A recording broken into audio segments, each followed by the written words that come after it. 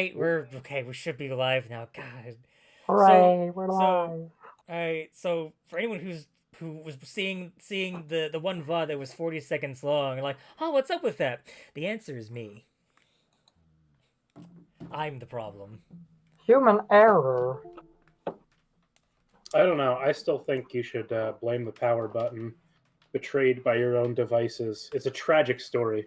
I mean, yes, but one always has to account for human error, and I am the human in this scenario, with much to lose. So don't worry too much about the accuracy of the map and how like it's mainly just for like to look cool for the most part. I did put it into miles. It's not 100% accurate miles wise. The book does tell me how far most things should be. That should it should represent a good guideline though. Right, but using the measuring tool is really fun. So That is true. It is very fun.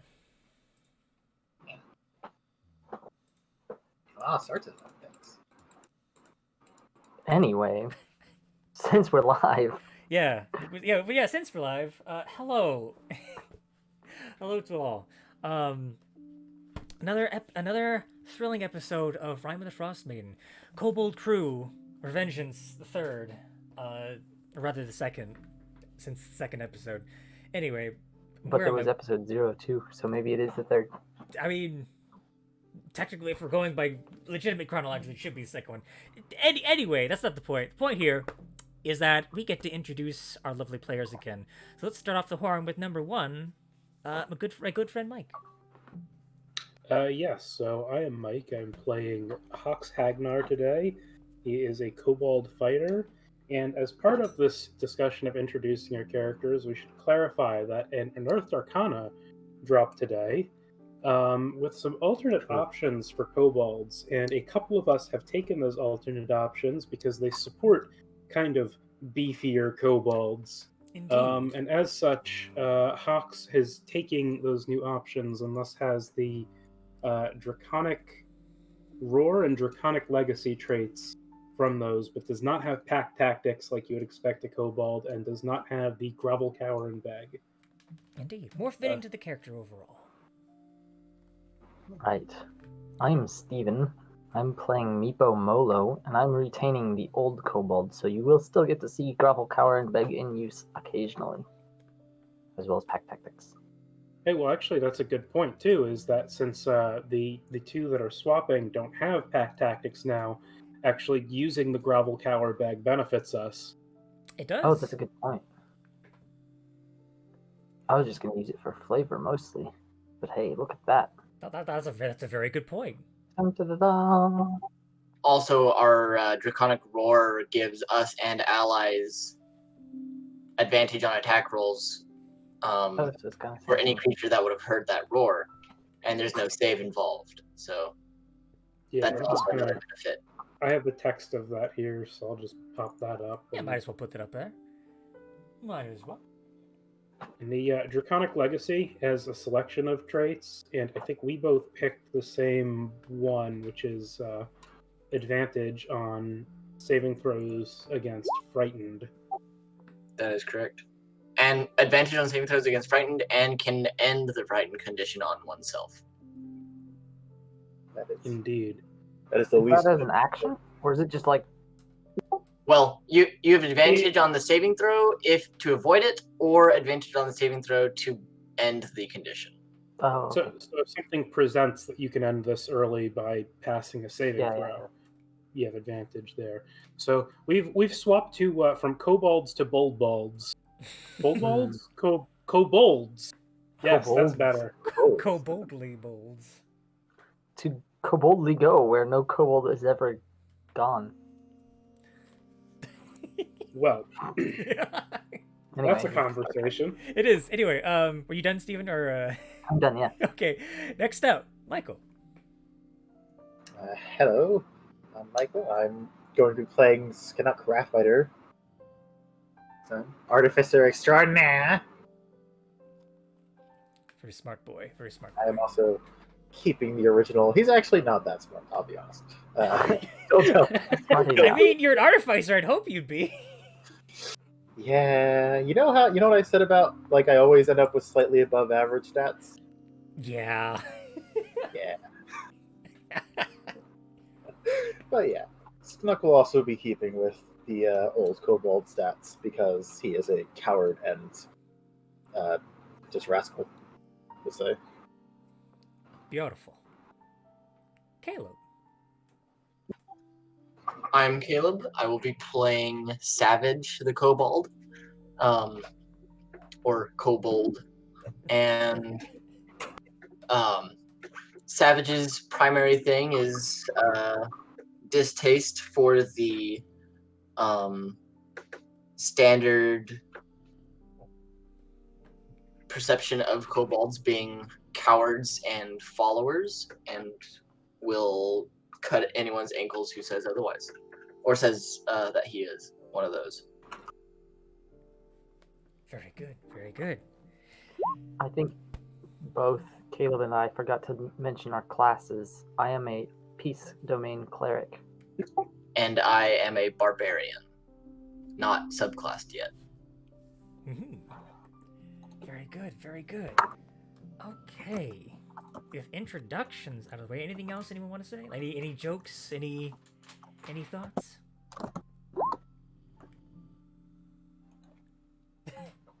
I'm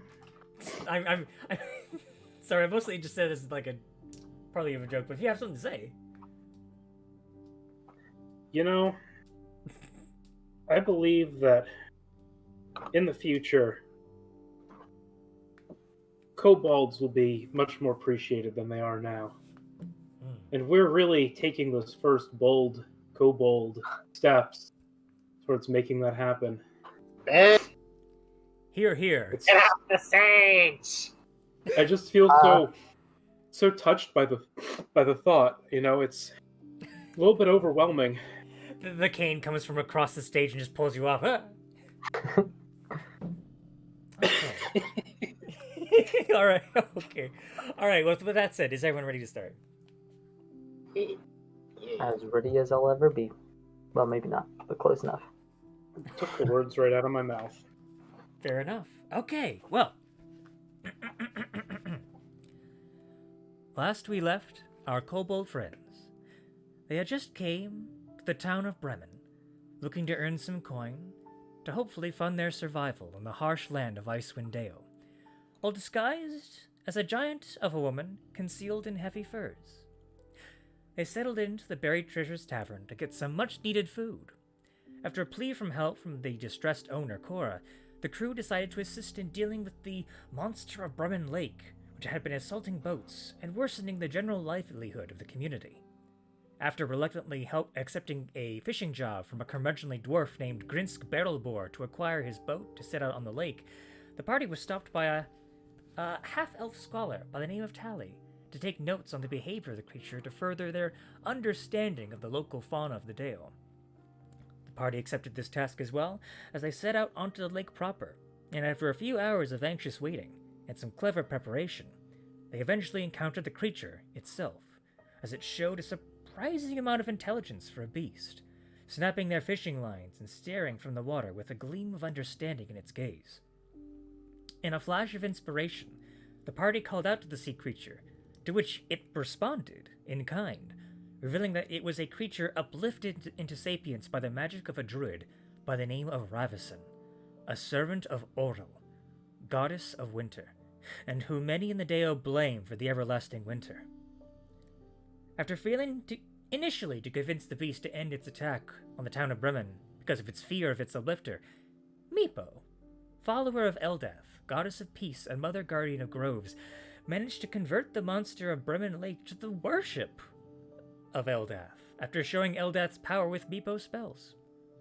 Having done so, the party returned to shore, gaining their spoils for successfully completing all their appointed tasks and making Bremen a bit brighter than it was before. However, such happiness for Bremen was not to last, as rumors of brutal killings made their way into the tavern as the party reaped the rewards of their victory. The party inquired about these recent killings, their curiosity caught the attention of an elderly dwarven woman with a nasty scar across her nose, who is now making her way towards your table, dragging her chair along with her, as if to take a seat, whether you agree or not. Now, let me change up a little something. Let me know if you can hear this. Yep. Perfect. Alright. This woman, as I said before, very elderly dwarven woman, seems to have like a small pipe in her hand as she's dragging this chair over. Bar is a bit bustling today, and Cora is beside herself, trying to keep trying to keep herself from falling behind in all the orders. You get the sense that she is really one of the only people who actually works here. She's the owner and the one who tries to keep it running. She's having a heck of a time trying to keep everything in order.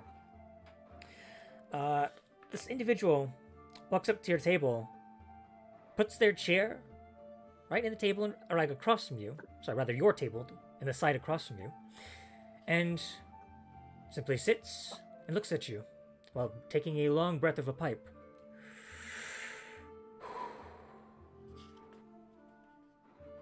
How do you respond? Well, hello there. How might I be of service to you? Well, it's a matter of a few things, I suppose. What does anyone really want? Especially when it comes to the Dale. You know, in my time, I see a lot of people, good and bad. And her kind of slate gray eyes kind of look up at you as she takes another whiff. Forgive my manners. My name's Hilm. And then she extends a very big paw, very big meaty hand out to you to shake. My name is Meepo Molo, and I will shake your right hand with my right hand. All right. And which hand? Am I the right or the left? I That's don't know. you. That's you. All right. All right. You go ahead and extend your arm out, Savage. She's actually gonna roll something.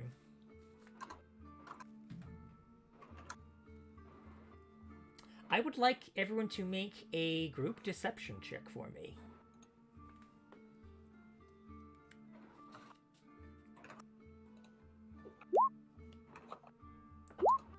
Oh boy. Alright. Deception. Oh boy. Oh wow. There's something wrong with it. Okay. Jesus.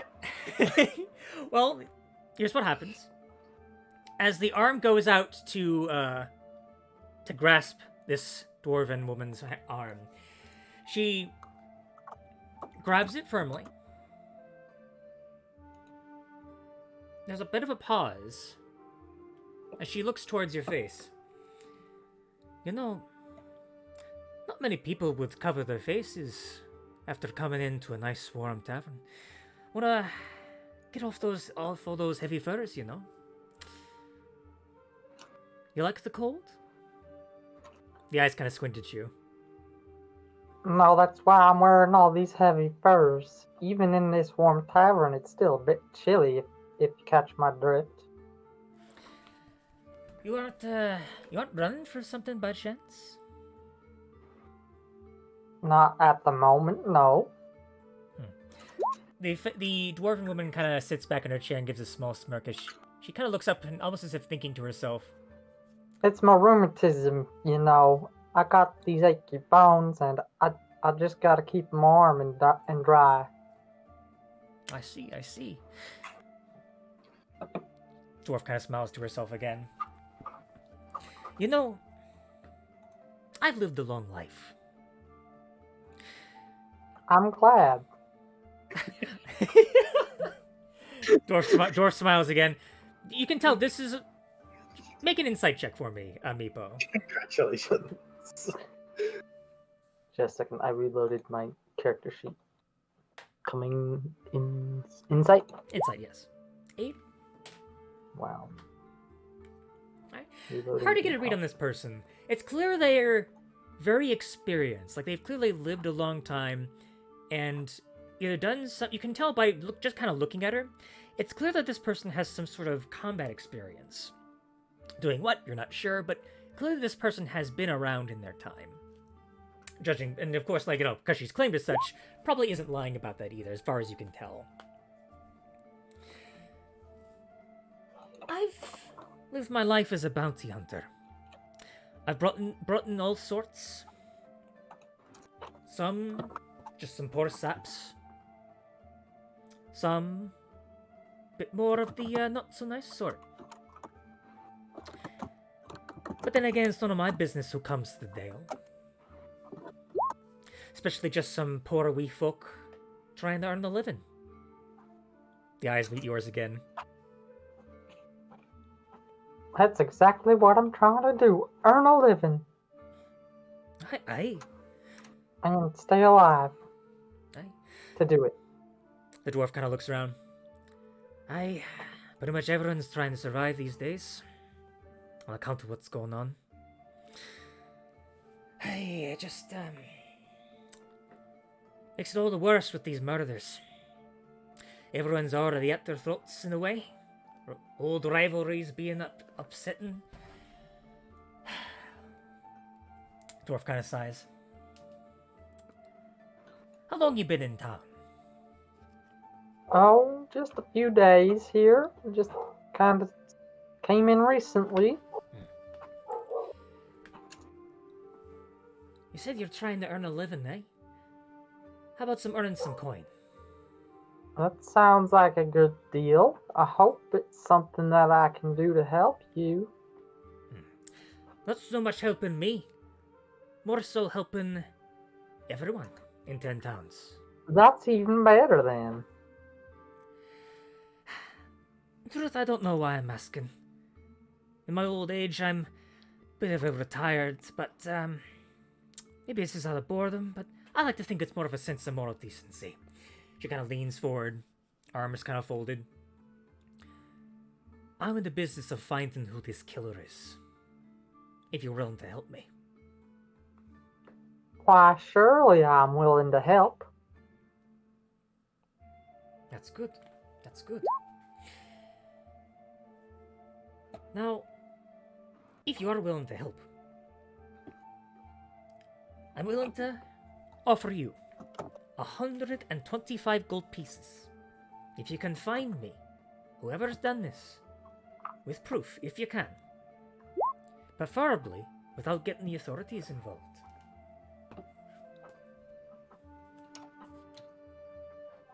That sound like something you can do? Well, not getting the authorities involved in a murder case sounds like it's a bit of a chore, but I will surely try. Indeed, comes with the profession, you know. Law enforcement just makes things needlessly complicated.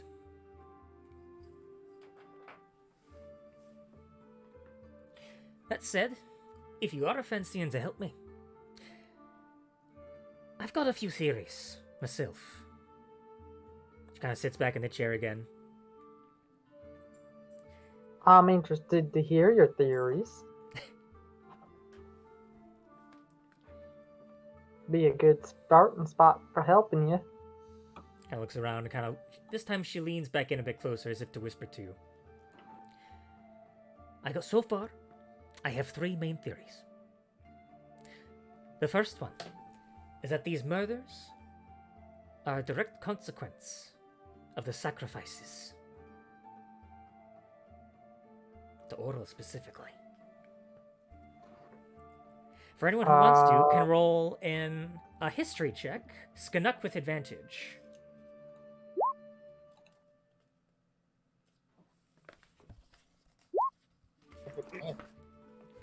It was incredible intelligence. 12. Oof. Ah, shit.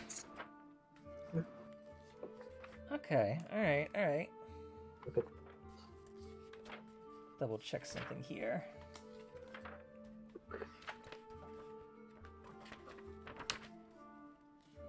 Alright.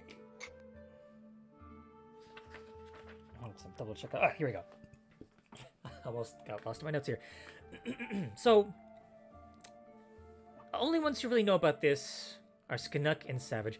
Hawks and Meepo, you haven't really paid attention to most of the goings-on in 10 Towns, for the most part. Savage, because this happened, you're the most recent one, and these sacrifices started more recently. This makes sense for you to know this. And Skanuk, you've lived here all your life, so this makes sense to you for you to know as well. The desperate people of 10 Towns, hoping to kind of appease Oral, in the hopes that Summer can return to Icewind Dale, make the sacrifices to the Frost Mine on nights of the new moon. As far as you know, this new practice started maybe a few months ago, when it became clear that Oral was either very angry, at least, how it was interpreted, she was angry, and Summer would not be returning anytime soon. The speakers of 10 Towns unanimously agreed to honor these practices, which, as far as you know, and from what people kind of say, they view them as necessary evils. But, of course, that's only as far as, if obviously this were to end, they would definitely stop. You get that sense. But there are 3 sacrifices that you know of. The one that Bremen, the town that you're in, does, is the sacrifice of warmth. Towns that can't bring themselves to give up their people or food forsake warmth for a night. No fires are lit between dusk and dawn, forcing locals to share body heat for warmth. Anyone who dares light a fire is savagely beaten. A few other towns do the sacrifice of food. People who can't afford to give up people, but can't afford to give up warmth either, give up their food instead. A day's catch of knucklehead trout is strung up on a wooden rack a mile outside town to be claimed by either a yeti or other creatures that embody Oral's wrath. And lastly, the one that most people are afraid of are the humanoid sacrifice. Bryn Shander, East Haven, and Targos hold lotteries the afternoon before the new moon. The unlucky person whose name is drawn is sacrificed at nightfall. Their ill-fated soul is stripped bare and either tied to a post or sent to the tundra to die. That's what you know.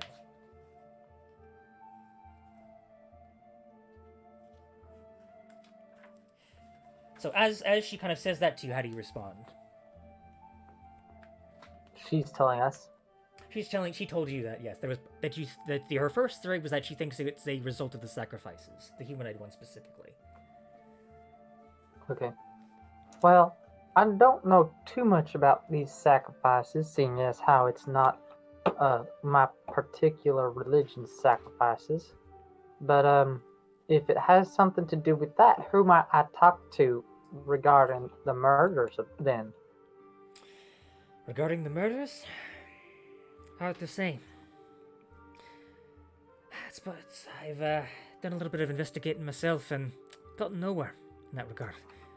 The only reason I'm somewhat confident in this theory is that there's rumors going around of rigged lotteries.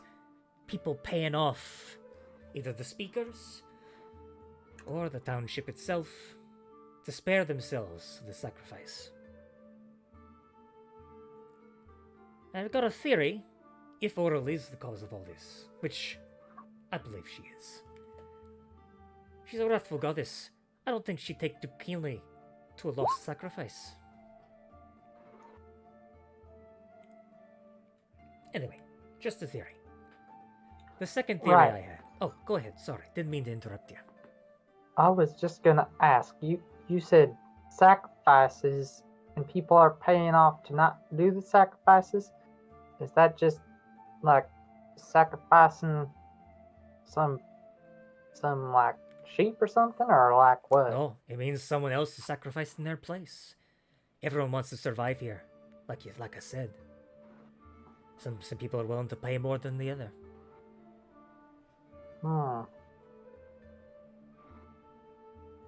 Alright, and your second theory?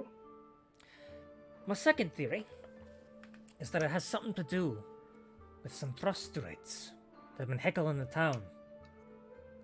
My reasoning for this is that every single one of the murders was committed with a blade made of ice. Been doing some looking around. From what I've heard, these frost druids that serve the Frost Maiden have a very similar power, able to shape blades and weapons from the ice itself, merely at whim.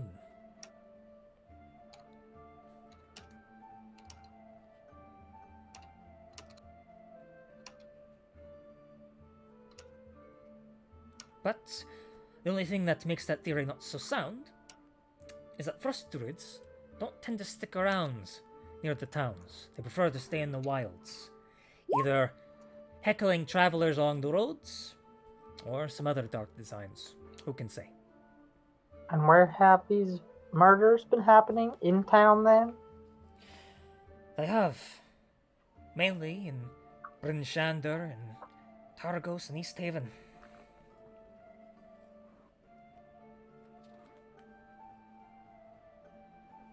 Those are the biggest towns, which is why I thought it must have something to do with the human sacrifices, because those are where the killings are happening. The biggest towns. Perhaps it's also easier to get lost in there, or easier to hide a body, but who can say? I do have one more theory, but this one cannot say for sure. Kind of leans forward a little bit more. There's a merchant company by the name of Torx. Goes around once in a while, taking a path along the tin towns and selling their wares. Bit of a shady lot, they are. But there's one man among them that just gives me a bad vibe. Goes by the name of Civic Caltro. Handsome enough fella. Middle-aged. Also, I suspect, somehow connected to the Frost Maiden. If only because this man walks around in Arctic cold, winds a-blowing, wearing merely a simple jacket, sleeves upturned, like the cold doesn't even bother him.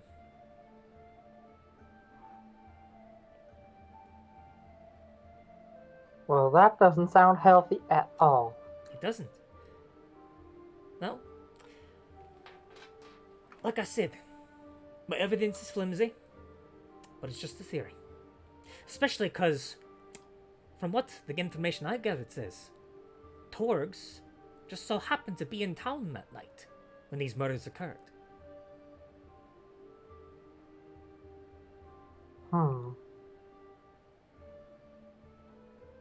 Makes me suspicious, but correlation doesn't equal causation. All that. Just a feeling. So I suppose the best way to get investigating would be going to those towns, then. Possibly. That said, travel's gonna be right difficult for you, especially going down the Targos. The path usually going from the Shanegorn River between Bremen and Targos is, there's a nasty storm the other night. It's gonna be difficult traveling for you.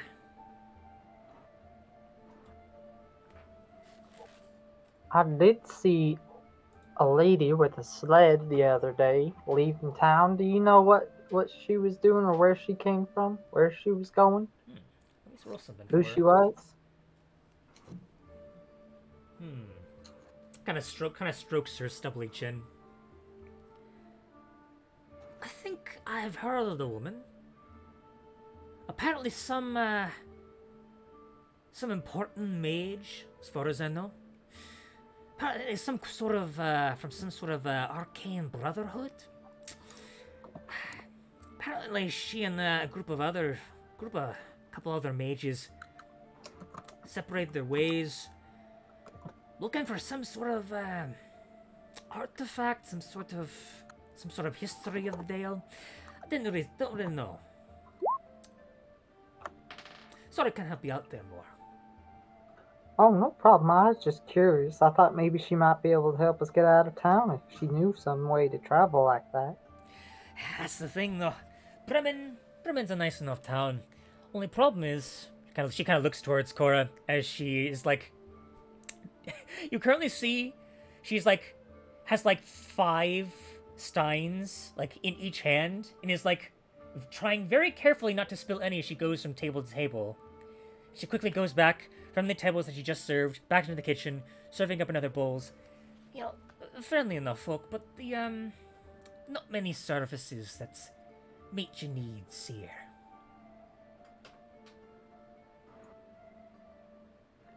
It's really a shame. It's a nice town.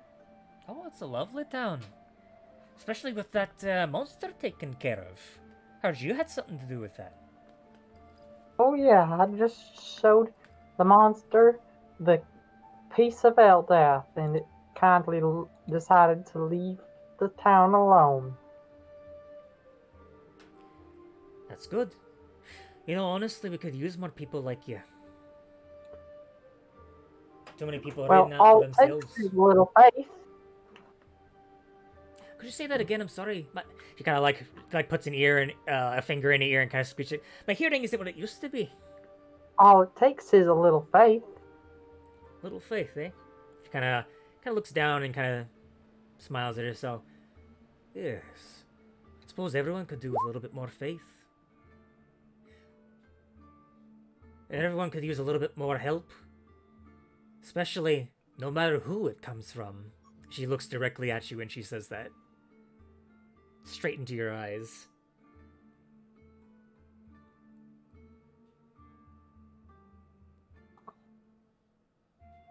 Well, having said that, I do believe I'm willing to help you. I suppose I better get to finding my way to Targos then. Very well. You could find your way to Targos, that is one way. Or, you could take a boat up to Lonelywood. Of course, if you have the coin for it, which, if I know that goat of a man, Brinsk Barrelbore, I'm sure he'll try and stiff you for it. Well, I'm sure he'll be nice enough to us. We did help his business after all. You'd think so. Greedy bugger. Yeah, he did kind of stiff us, didn't he?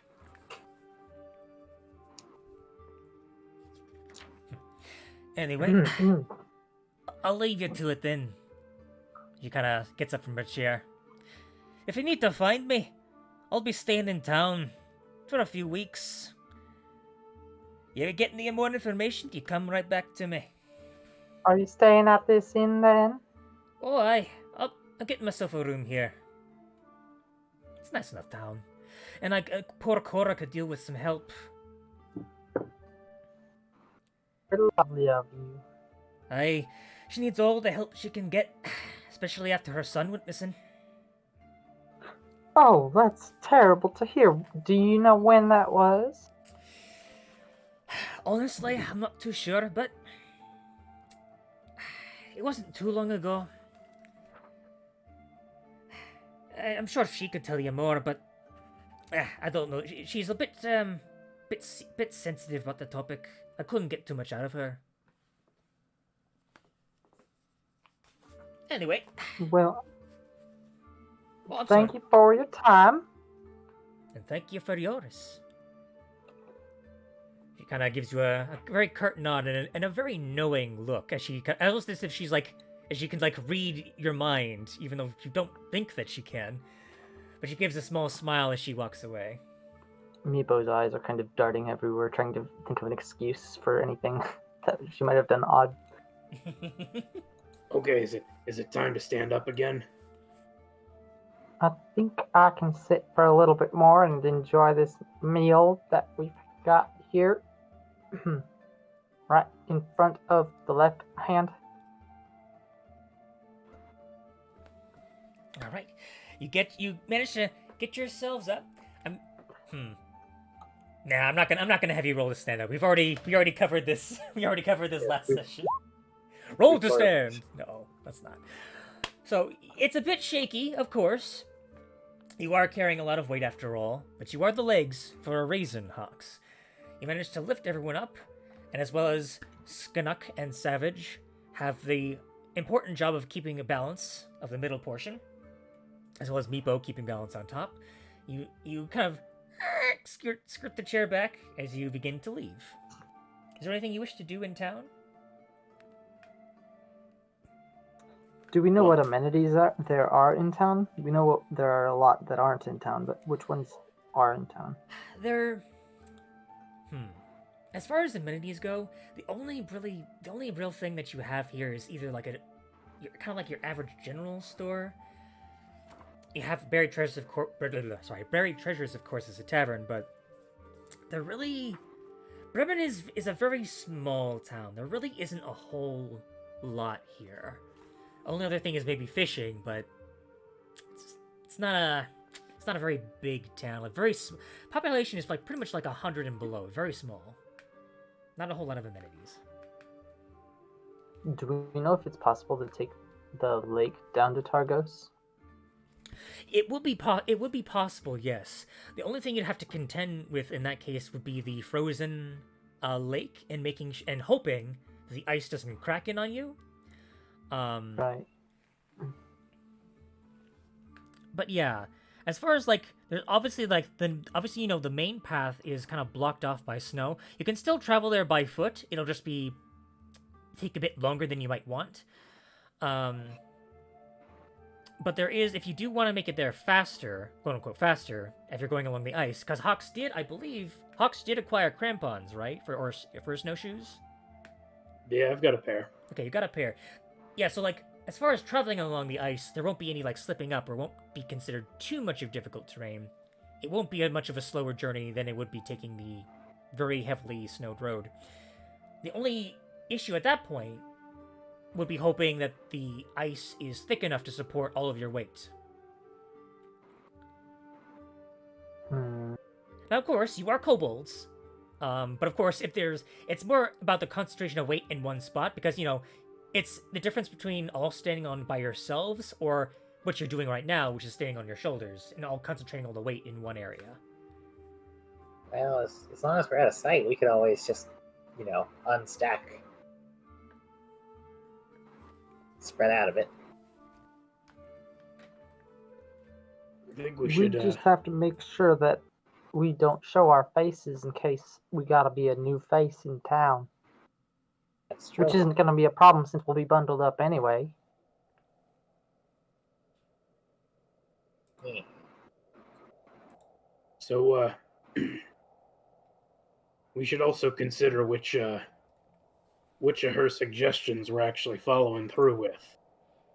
Personally, I think that knowing that the the lake creature was awakened by a druid, it makes sense to check them out.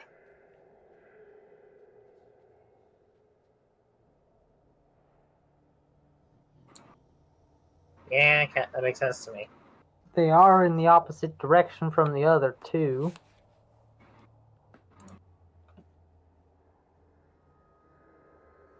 Well, maybe, but the other two are just superstitions or suspicions. We already know that there's at least one druid out there causing trouble. That's true. I don't know about superstitions entirely. They do sacrifice people around these parts. Well, not these parts. That's no good at all. We should put a stop to that eventually. Are we we're not still in the tavern, just like talking? No, No. We went outside, didn't we? I would assume you would have went outside as you got up. Otherwise, you would be standing. You would have gotten out of your chair and stood there talking amongst yourselves in the middle of the tavern. So I would have assumed you went outside. I was having that conversation under the assumption that we were outside. Which is how I don't worry, I've considered that as well. You are outside the tavern. I can't see out of this thing, so I wasn't entirely sure. I also changed the music to make it sound like you were in the winter wastes as the wind blows around you. Oh, that is there. Well, Yeah, currently there's a bit of a bit of a bone-chilling cold. As you can see above you, it is not cloudy. Rather, the thing that you see above you is a brilliant aurora, sparkling with the blue, green, and violets, shimmering above you in the cold winter air. I see the inside of a trench coat. One of you sees this beautiful sight. Two other kobolds. Do you explain the beauty of winter to the others? I'd just say, it is a lovely night, even though it's pretty cold out here. Maybe some of you other ones would want to be the head on outside of the town. Even though it's technically morning, because it's night. It's complete perpetual darkness. Might as well. I will say though, the aurora makes it so that it's definitely not sunlight, but it's not bright light either. I would say generally considered dim light, which of course for you see as bright light. Well, I think at this point we should consider maybe heading across the lake to Lonely Wood. I don't know that it makes a whole lot of sense to stick around here. So, you think he'll lend us a boat if we pretend we're going out fishing? You see, here's the idea, okay? We pretend we're going out fishing for him, and then we go to Lonely Wood, and then we catch some fish on the way back. After we come back. I'm sorry, I'm trying to keep my composure, but that's a really funny idea. Continue. You know, we He didn't seem all that smart, so we could probably get away with it. Well, I'm not going to question his intelligence or nothing, but I'm just saying we'd be doing him a favor by catching more fish on the way back. And, would, just be borrowing it in that case. I don't see a problem with borrowing. Yeah, see? There we go. You know, what's that phrase they say to make a sandwich, you gotta crack a few breads. That's the one, right? I thought it was the borrower and the lender bee. What did you say, Caleb? He said that sounds right. But I think the one that makes the most sense in this situation is borrowing without permission. We could get permission. It wouldn't be too hard, I don't think, if we tell them we're getting fish. Ouch. Sorry. Ow. Hit my leg against the desk. Continue. Sorry. You all right? His manners do seem to be lacking, Skinner. It's fine. You just hear in the distance. It's like, oh, my bloody foot! As someone clearly tripped on apparently a leftover zombie arm. Apparently, he's like, and starts screaming and running away. Made a very loud noise. You know that, did she say that person was a wizard or a researcher of some sort? Not very good at cleaning up after herself. You know, these streets, they need to be kept clean and orderly, and, you know, zombie arms, it's not the way to go. Now, if we wanted to talk about zombies doing the cleaning, we might have a conversation there, but if they're the ones littering, it's, you know, I mean, at that point, it would be a self-feeding process. Either way, let's go get that boat. I've never heard of zombies who were too good at cleaning up, but I surely would like to see it. Okay, so you head your way to Bremen's Dock. As you're going through the town, you do catch sight of something very odd. You see an individual with, as they're wearing heavy furs, like, you know, clearly heavy winter gear, and it's strange. Like, haven't I seen this person before? Oh wait, no, Meepo, you're like, oh wait, isn't that researcher we saw before, Tally? but their garment is completely painted orange. Like there's like it's been dyed orange. And currently they are currently like dragging like a little sled of knucklehead trout behind them as they're heading towards the docks. Well, I'll be if it isn't Tally. The figure kind of like stops and kind of looks around. Oh, it's you! Hello! Good to see you again! How are you doing this pleasant morning?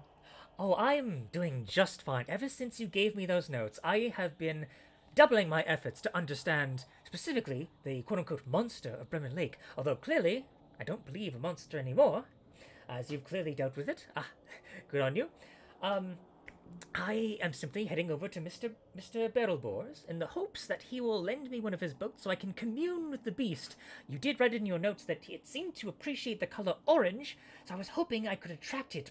And he kind of like tugs at its coat by hopefully making myself more approachable. Well, that seems mighty friendly of you.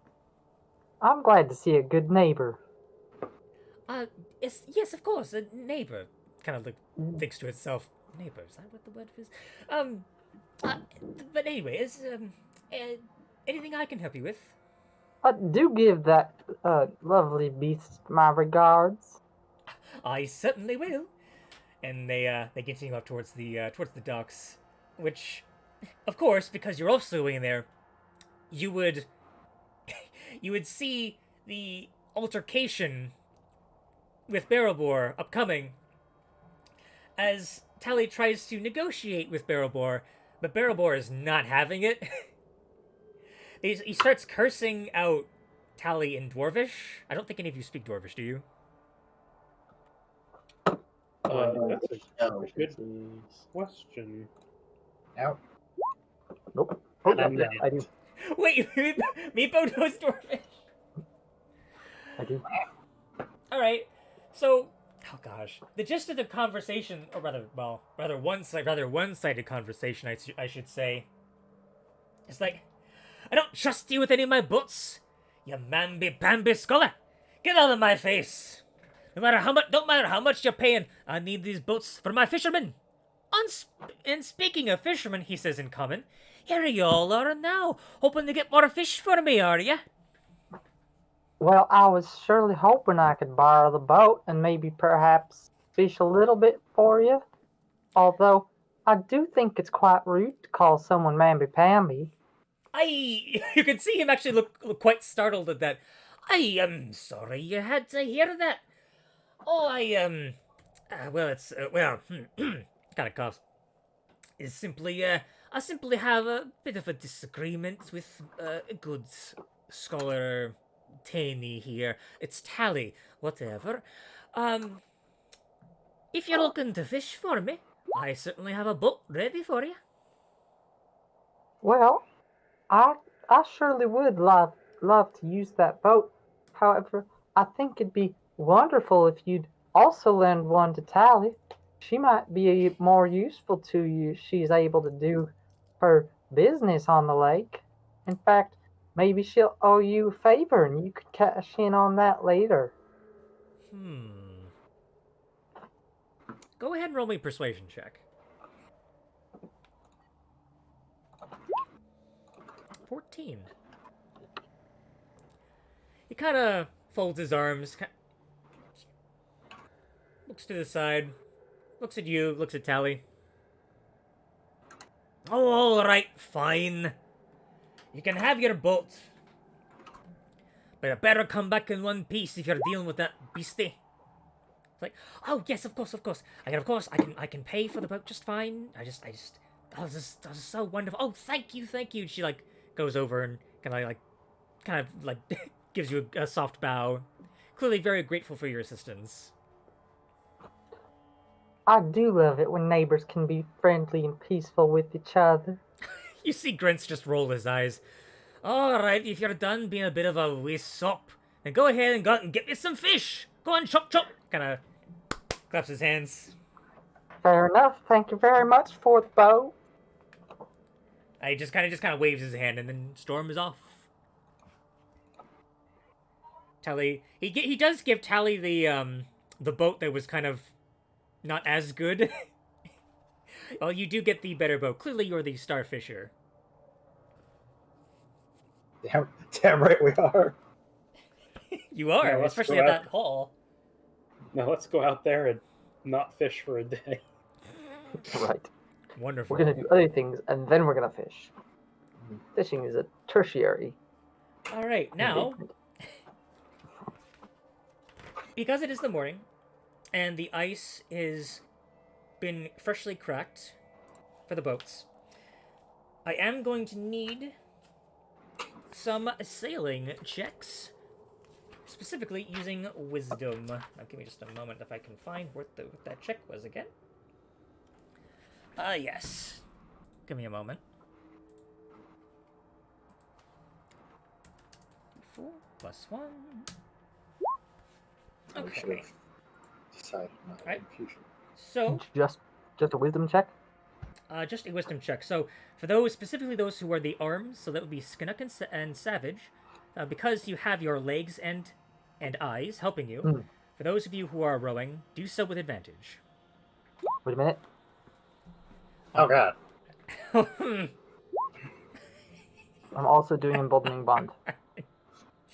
Okay, the natural 20 helped you. I'll just roll that d4 real quick.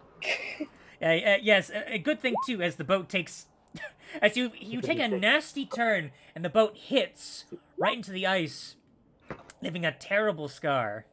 So it was a 10. His total was 10. It's total with 10. Unfortunately, still not enough. Okay, just double checking. Fair enough. All right, so the boat heals. Okay, so I have to make a note there. Okay. So that was 2 of 3. Go ahead, Skinnock, make me one more with advantage. Plus the d4. Plus the d4. Okay, well, that d4. Okay, you just What? barely made it. DC 14. Alright, so. Thankfully, due to the blessing of Eldath on your person, you steer clear of the last ice floe, and now you are into the lake proper. And with that, let's see here. Can we get out of the trench coat now? Well, let me just take a little look, see. Alright, go ahead and give me a perception check. Perception. Alright, let me go ahead and move. Oh, wait Would a that second. not be a disadvantage? Huh? Would the perception check not be a disadvantage? It wouldn't. It wouldn't be. Dim light? I mean, it's No, dim. I'm not. Okay, remember, you guys are kobolds. You would Kobolds, see right, dim light as right. bright light. Right. Plus, there's also the fact that the glowing, brilliant aurora in the sky does keep the kind of like the snow, kind of like it makes it almost like glittering in the light. So it's easy enough to see your general surroundings. Easy enough. So this wouldn't be a disadvantage. Also, I did not need to switch. So you guys want to know my setup for when I'm doing this? So I have a second laptop, which I'm using the laptop, the DM stuff, and my main computer for the streaming. And so I'm switching back and forth with my mouse, plugging into the laptop and back into the computer. Maybe you need another mouse. I do need another mouse. That's exactly what I need. Because I wanted to do is put the arrow here to signify that you are in the lake. Or, On the lake, not in the lake. Because it would be cold if we were in the lake. that is true. Maybe you need a third device for multi-track drifting. Multi-track streaming. Okay, so you head out onto the lake, and let me see here. Maybe you need a supercomputer and an AI that does all your work for you. Huh, if only. Just roll something there. Okay. Perfect. All right, so Run an entire campaign off of what AI dungeon. AI dungeon or what's the other one is Oh, what is it? Oh, it's on the tip of my tongue. What is it? Yeah, I'm in the same place. You know which one I'm talking about, though. I think I do. I just cannot think of it. It'll come to me. Canuck is offering an enhanced weapon to those who want. Yeah, which of course makes sense because you guys have plenty of time as you're sailing from Bremen to Either our Lonelywood. barbarian or our fighter take that. It's gonna be a few hours as you're sailing along. I think I'm pretty good for now. Got my axe, Barbarian, magic got my weapon. shield. So I'm Talk sorry. to Transformer. That's the one. Dr. Transformer, yes, that's the one. So yes, with the 23, obviously I would say at this point you're definitely far enough from the shore that you would be able to take off the trench coat. Make sure you're all bundled up. I'm not trying to say you guys are heavy or anything. It's just that I'm also not particularly heavy. You calling me scrawny? Skunk is just like suddenly brandishing a fork. I think you're misunderstanding something here. Maybe I am. Well, anywho. What did you?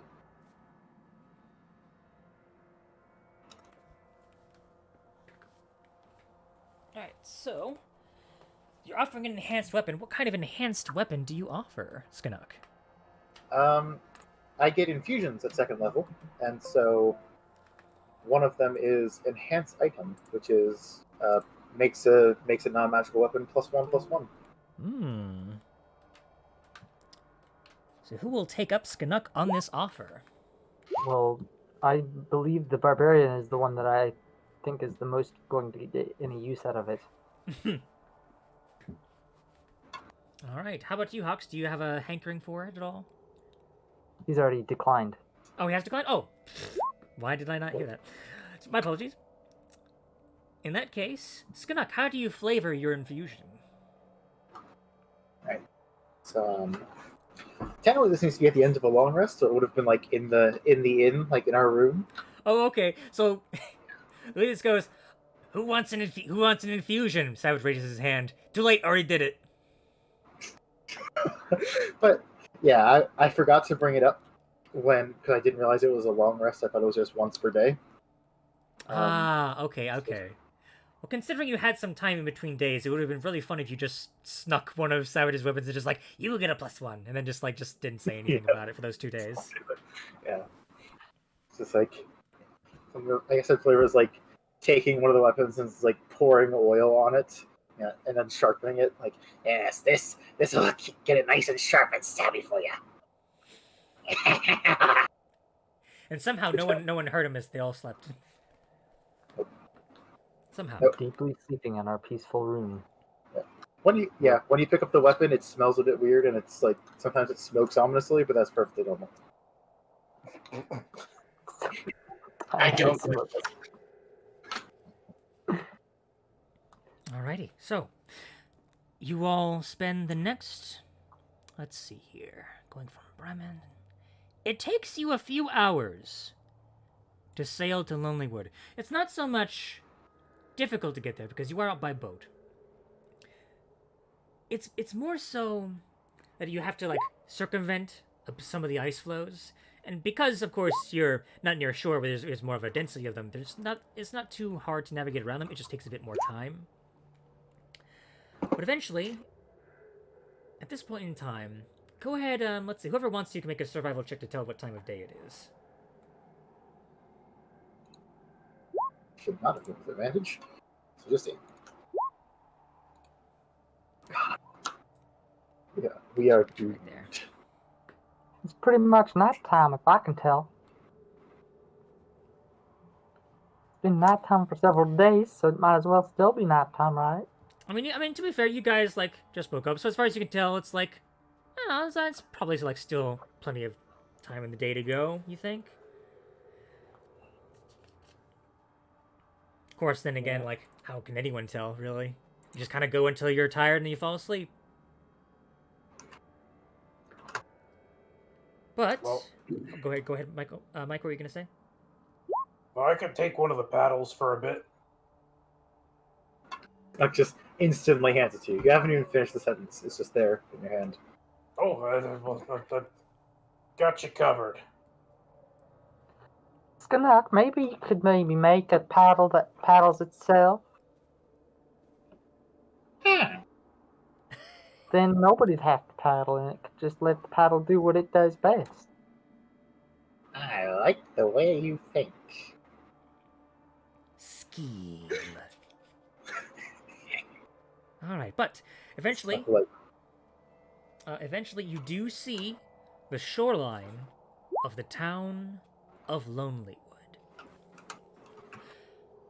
1, 2, 3, 4, 5, 6, 7, 8. There are about 12 ducks to Lonelywood's name, about almost double so that of Bremen, almost 4 times as much actually. The town itself is heavily forested. Most of the actual buildings are kind of circling around, where you can clearly see there has been some logging done. And to your knowledge, Skinnock, Lonelywood is where most of the wood in Ten Towns comes from, and where Lonelywood kind of makes most of its money.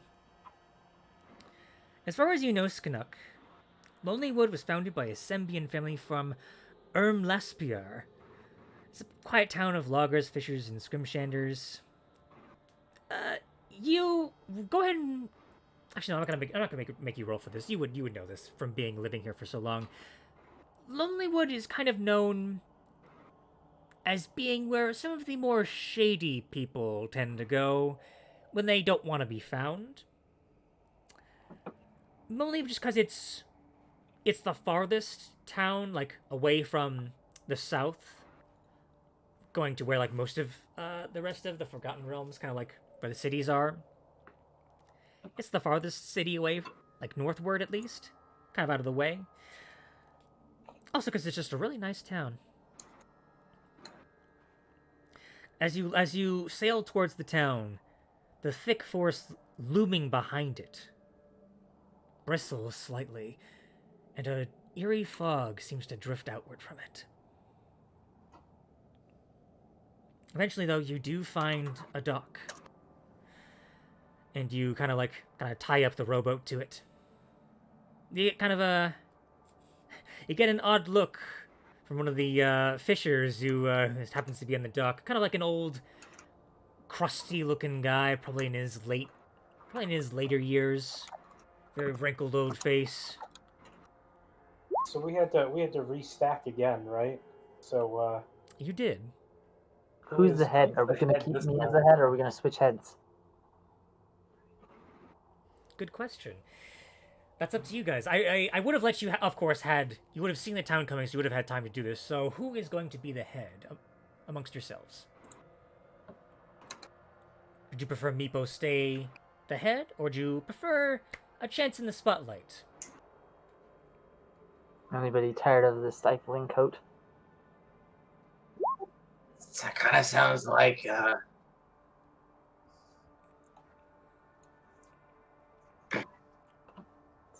Skanuk You know- nominates Savage. you know, the plus side is if we get Savage on top, he can't go for anybody's ankles. Well, that is one good point. However, Fox has spoken up that he's been tired of carrying people. Savage's quest to get closer to people's ankles. No ankle is safe. well, if Savage wants it, I'll let him have the head.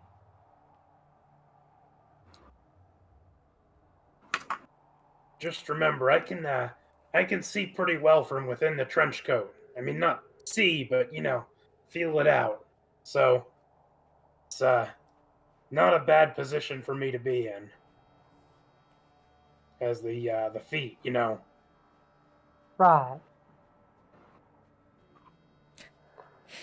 So I assume. Anyway, would that make me the right arm in this case?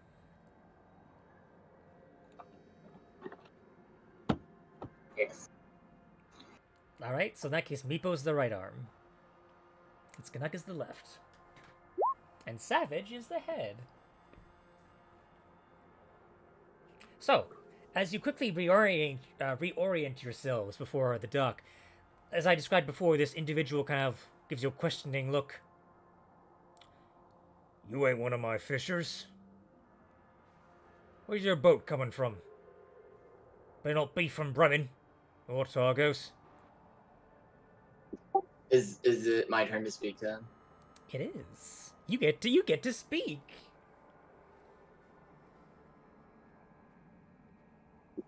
You better believe we're from Bremen, but we're not here for your stinking fish. Go ahead and roll an intimidation check for me.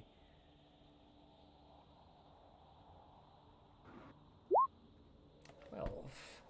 Wait, where's my dice?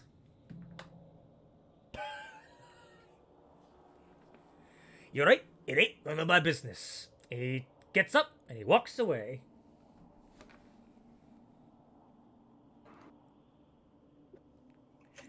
Just so you know, I didn't roll a natural 1, but it was very low. Oh dear. Well, I'm not too fond of it. I mean, we do come across as being kind of huge like this, so maybe we should take advantage of that perception. All right. So where do we go next? You're the head, you have to tell us. I might be the head, but I'm not the brains. Where do we go? We should Look head for into where there are town. people and go there so we can find stuff out. Or maybe where there are no people so we can find the druids. Or we could ask the people about finding the druids. Let's find people. Information. Got it. Okay. If you're looking for people in general, you can either roll an investigation check or a charisma persuasion check.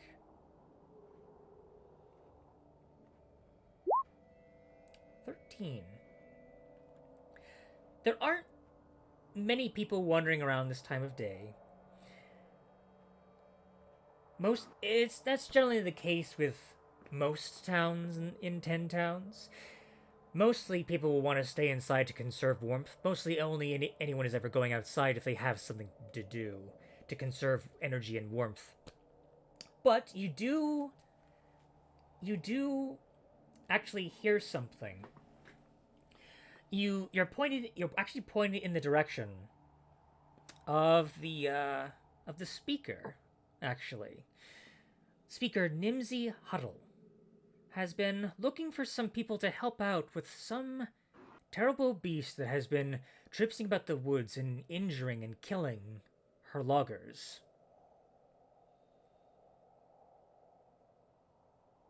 And she kind of points in the direction of pretty much like straight into town and right down the center road. Well, the last time we had to deal with a beast that was messing with stuff, it turned out to be the fault of druids, so this sounds like a promising lead. Aye, and this one sounds a little more on the aggressive side. Maybe we can actually get some fighting. All right. You make your way down into the town. Through some of the windows, you can see a few faces looking down at you. As you turn to them, they quickly get out of eyeshot. Very skittish town, it seems. A bit more so than Bremen. As you head into town, you see a cozy little shack that very reminiscent of a hobbit home, but it seems to be a bit more upraised. The roof seems to be tiled with some kind of gray wood, which matches the decor of the woods. You pretty much gather was probably made from the same wood that the forest has. The door in front is completely circular with a small oaken knocker on it, in the shape of a moose. Like the hoop is kind of like goes through its nose, almost kind of like a bull ring, but before a moose. Do you knock at the door? Yes, one of my obviously attached arms will knock on the door. Both of us knock simultaneously. Now you were knocking. Like first, neither of us knock because we assume the other one's going to, and then we're like, oh, they're not going to knock. I should knock, and then we both knock at once. Exactly. You both knock at the same time, and you're like, hope no one notices. You hear a very cheery voice. Oh, just a minute. You hear a very, very sprightly, energetic voice coming from clearly somewhere on the higher floor. You hear a bit of a rustling noise as you see a very small child, probably no older than maybe, probably no older than maybe 5, opens the door. Hello. What's your business? Hello? Yes. Small child. Yeah. Is your caretaker home? Do you mean me mum? Yes. What do you want with my mum? Kind of closes the door slightly, like he's like kind of peeking through now than having it heavily open. As he looks, you're towering above him at this point. We've got some possible questions about a monster running around the woods. Oh, are you adventurous? Yeah. Or rather, are you an adventurer? I don't know why you used multiple. It's because he was using multiple.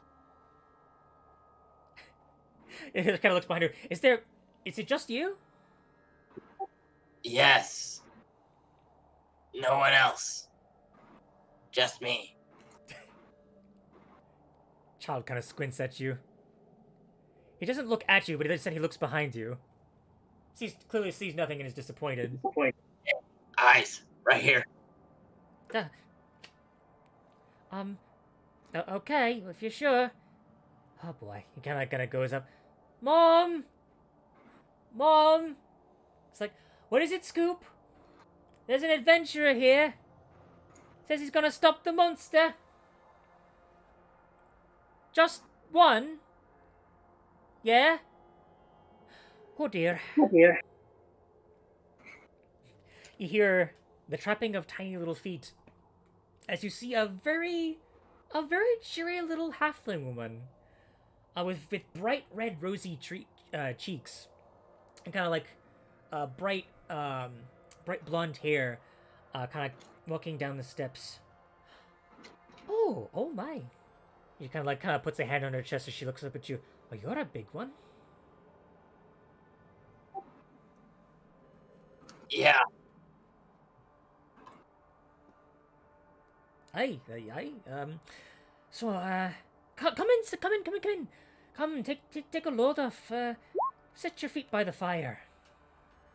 I'll get refreshments. Come have a seat. Thank you. All right.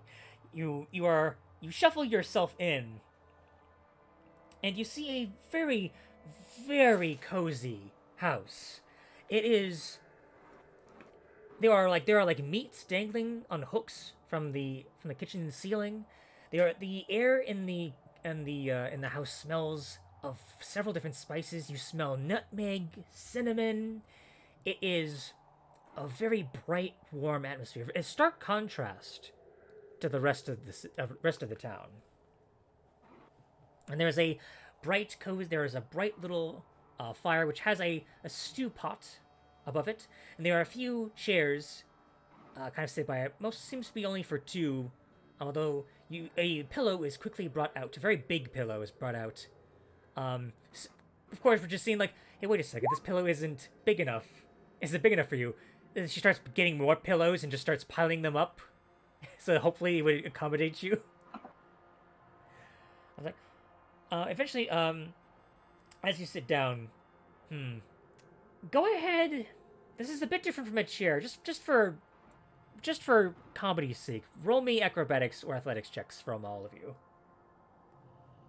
Alright, gotta ease myself down Now, slowly. does the coat help us with this? For balance, I'll say sure. Green team is on point here. So for anyone who rolled poorly, Savage and Skunk, go ahead and re-roll that. Okay. Okay. Good. I mean, to be fair, you had advantage, so the natural one didn't come into play. So Hawk, as you lie down, you kind of like you put it all into your back as you slowly lean backward onto the pillow. You kind of like you push back against the pillows with your feet to kind of pile them up a bit more to soften it a bit for you, make it a bit of an easier decline. As in Meepo, you're getting the hang of being the arm pretty quickly. You along with Skanuk, you kind of lean back. You have to actually kind of balance out Skanuk a little bit. He's having a bit of a harder time, especially since Savage is a bit heavier than Meepo. But thankfully, Savage balances on your shoulders just so that it actually manages to cancel out whatever disadvantage you had. And you are lying against the pillows very gracefully and very naturally, almost as if it was normal. And You have a nice, safe den. oh, thank you. I had it. Well, after my husband died, things were a bit dreary around here, but thankfully I've got 4 little ones to help me through these harsh times. And she says that the door kind of bursts open, and 3 other halfling children actually burst into the house and just start running amok. Like, kids, hold on. She kind of has to actually run around and kind of gather them up and kind of put them upstairs, as you clearly need some time to discuss some things. But she kind of gathers up her children for the upstairs, and she brings over to you. She kind of like, as she kind of gets them settled, she goes over to the kitchen and brings you a tray of cookies. Gingerbread.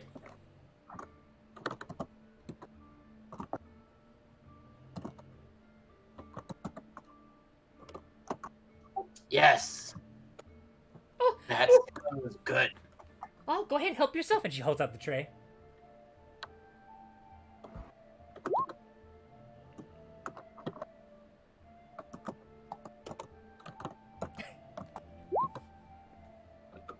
Alright.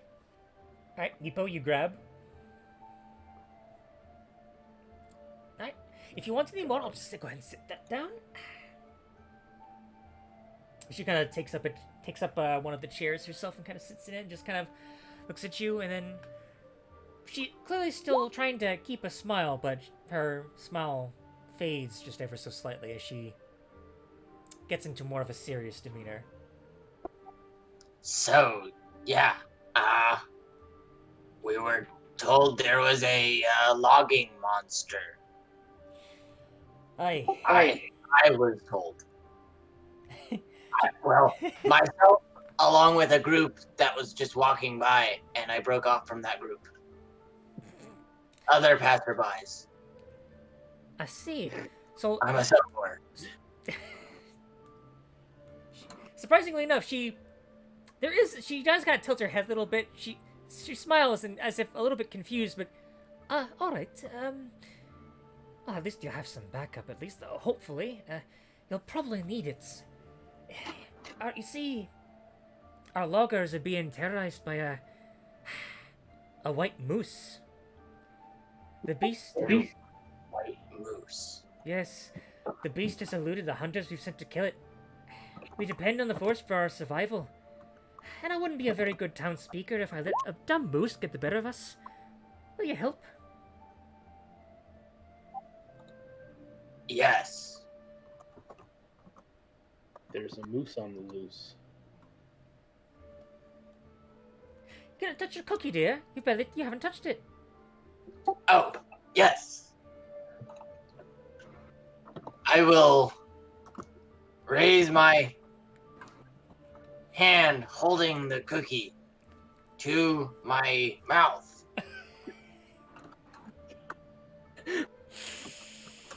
Okay. It smells great. So, whoever wants Can't wait to taste it. Okay, so whoever's the hands, coordinate amongst yourselves to make a sleight of hand check with advantage.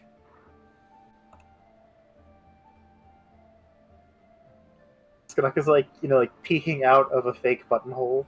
Like, all right, where's the mouth? A little bit to the left we go. Okay. Is there any way you wish to distract her, or are you just kind of like,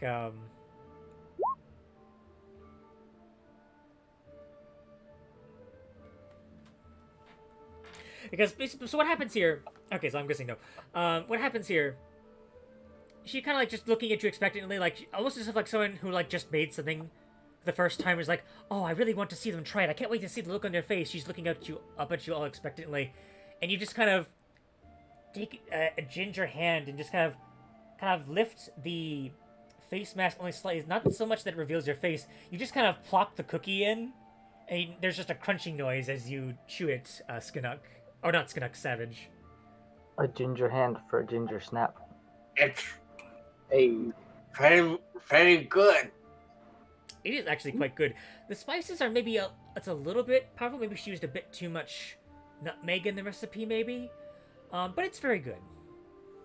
And clearly made with love. Oh, I'm glad you like it. There'll be plenty more of that if you help me take care of this moose.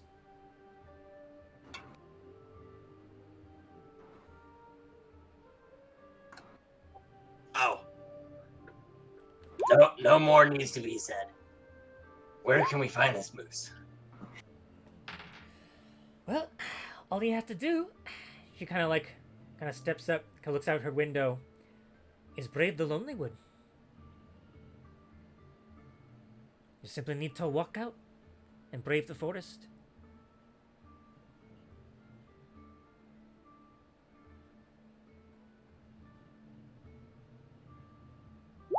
And looks back towards you.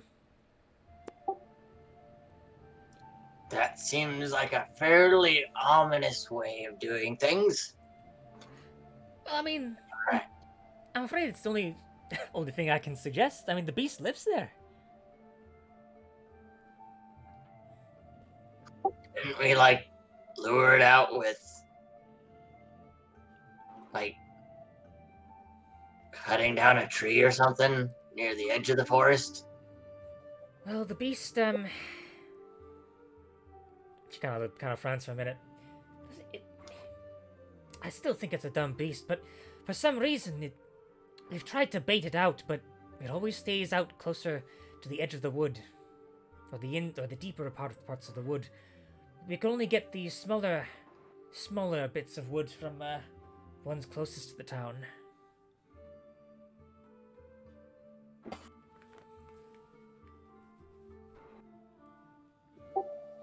Okay. So... we'll know it when we see a white moose, I assume.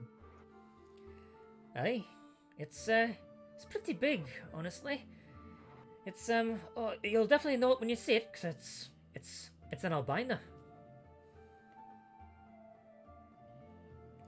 Bet you its fur will hit for a pretty penny if you can skin it.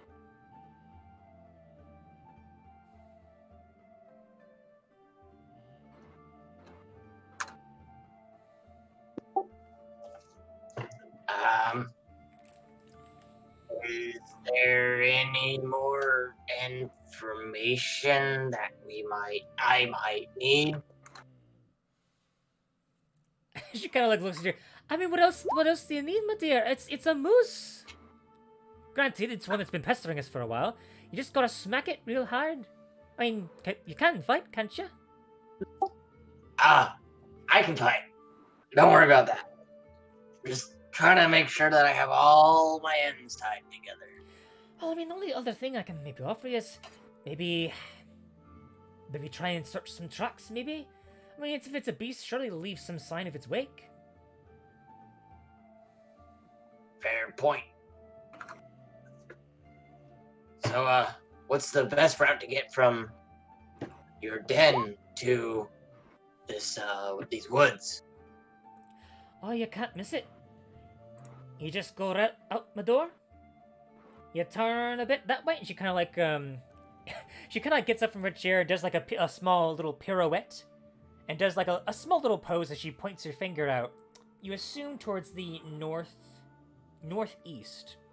You just go straight into the woods that way. That's where the deepest part of the forest is.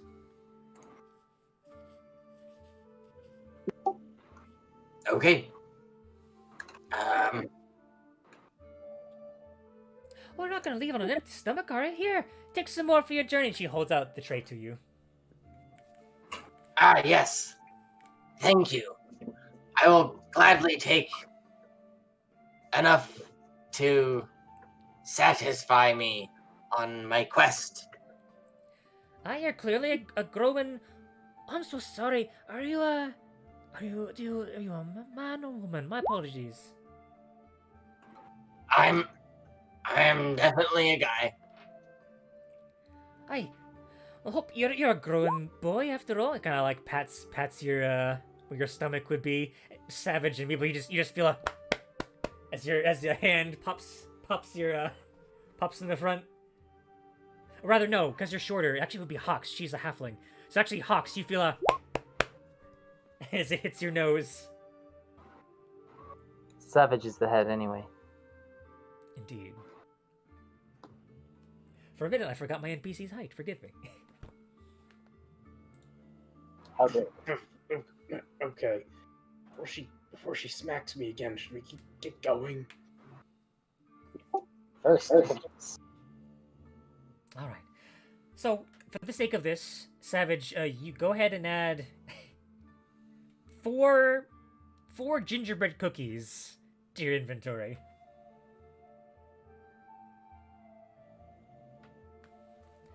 Coincidentally, perhaps ironically enough, or maybe I don't know if probably not ironically, the gingerbread cookies are in the shape of moose. Oh, great. To Savage's inventory or to Skinux? Because Skinux is the one that has the bag for him. I mean, you can split it amongst yourselves if you wish. Right. We'll do that once we get outside, I guess. You will. As you walk yourselves outside, you kind of struggle to get up. It's all in the knees, Hawks. It's like you hear a few joints popping, pop, pop, as you lift everyone back up, and you make your way out of the house.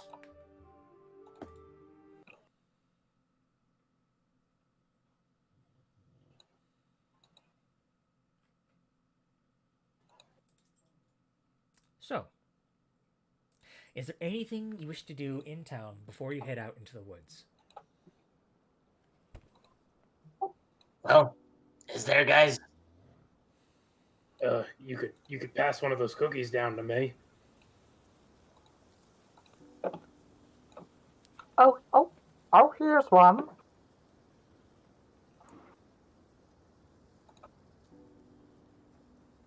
All Here, right. 1 second. I Cookies Kobolds. gotta reach up and okay. Thank you. Oh, that does smell good. All right, but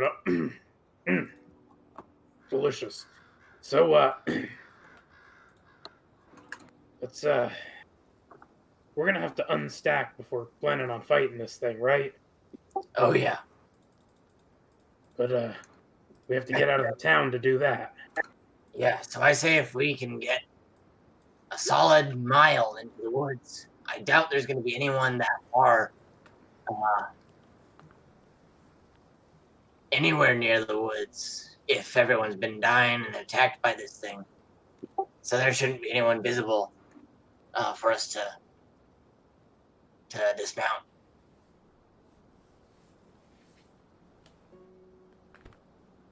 Makes sense to me. I should probably move the Alright. arrow a little bit further so you're actually in Lonelywood. Probably And been bothering anyone who's away- been watching for a while. And away we go. This way, right? Yes. Hawks will start walking the stack in that direction. I really wish I could have seen those kids. It sounded quite nice.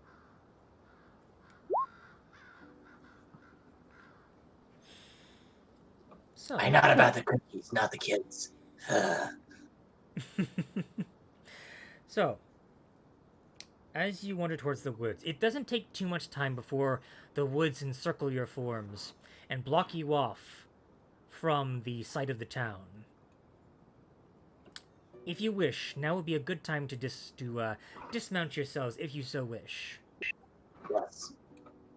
Alright, I definitely do wish. Bun. All right. Unstrapping. So, Dismounting. as you kind of all dismount yourselves, you unstrap yourself from the device. So I will ask all of you, what is your next move as you enter these woods? What is your plan?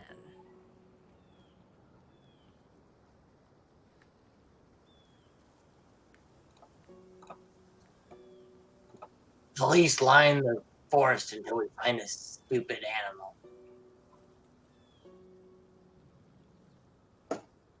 All right. And then smack it real hard.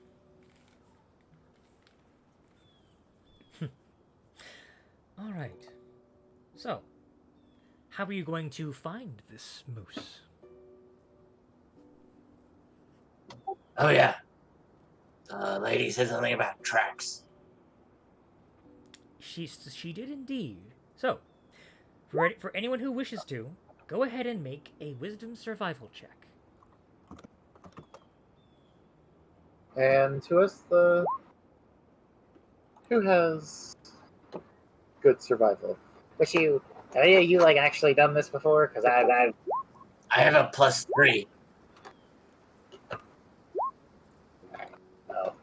just a +3 gets a +24. Not at advantage. Wow. So it's a 6. Let me roll something.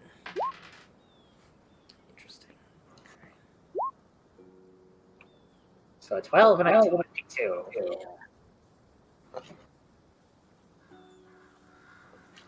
Okay. So, Hux, as everyone else is kind of stumbling around, trying to find any sort of trace of a creature, eventually, you find something. You see tracks that appear to be that of a moose, heading in more of a northward direction from you.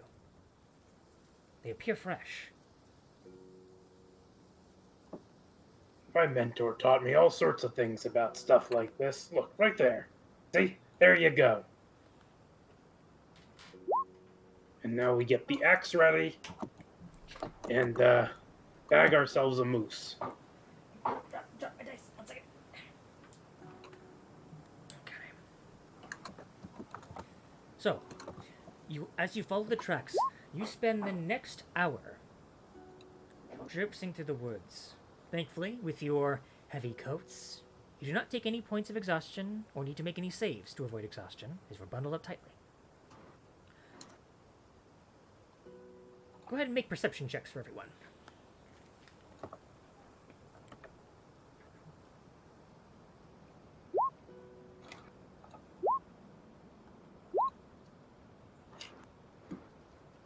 Okay. Skanuk and Meepo. You hear a shuffling sound behind one of the trees ahead. And you hear a baleful cry behind it. Sounds something like that of a moose. You watch as a pair of antlers come from behind the tree, and a brown-furred moose kind of like trips its way out and kind of stares at you.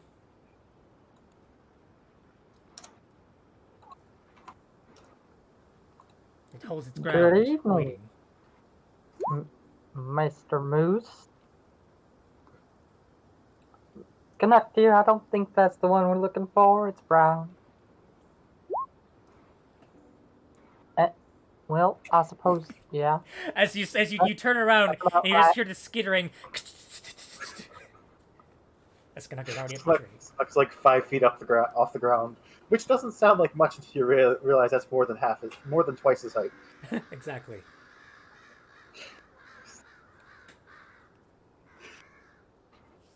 Anyway, have you seen a white moose? The moose kind of stares at you. It kind of lowers its head and just kind of like makes a motion towards you with its antlers and just kind of like kind of snorts in your direction. Go ahead and make an animal handling check for me. Who? I'm assuming he's talking to me, so I was the one You talking. specifically click because you asked the question. Here, 1 second. 14. You get the sense that it's giving you a warning call to back off. You get the sense that it's a male. From the size of the antlers, it is definitely not happy with you being here. So it would probably be a good idea to hightail it out.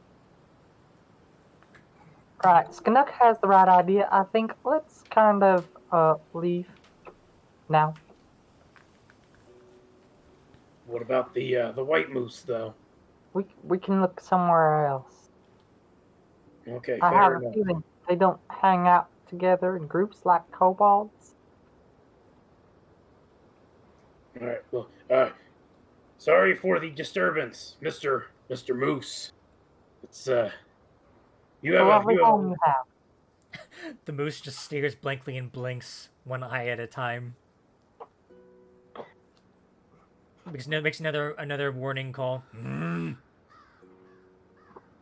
They're a bit bigger than I thought they'd be. Yeah, keep in mind, this thing is pretty much like the size of a horse. Like, compared to you, it is big. Bigger than a horse. Yeah, it's bigger than a horse. Obviously, it's bigger than a horse, but like, compared to you, very, very big. 4 small kobolds meets 1 large moose. Who would win? Probably you. So I assume you back off. Yes. Okay, so Indeed. Grudgingly. alright, you make your way out of the area. To resume your hunt, go ahead and everyone make another another round of survival checks for me. Okay. Smuck is going to guidance Meepo. So I get a D4 for that. Yes. Okay, 18. Okay, so Savage and Meepo. You see the tracks of another moose.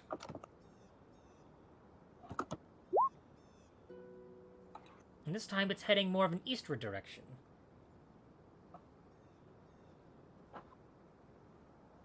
And you follow Maybe that. we should follow this one. Alright. You follow that. And after... Are the tracks of this one bigger? I can't really tell. They're a little bit smaller than the other one. Just a tad smaller, which is a good thing if you ask me.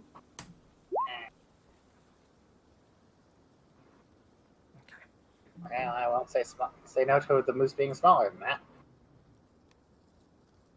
Oh no, 100-foot radius rolled a 3.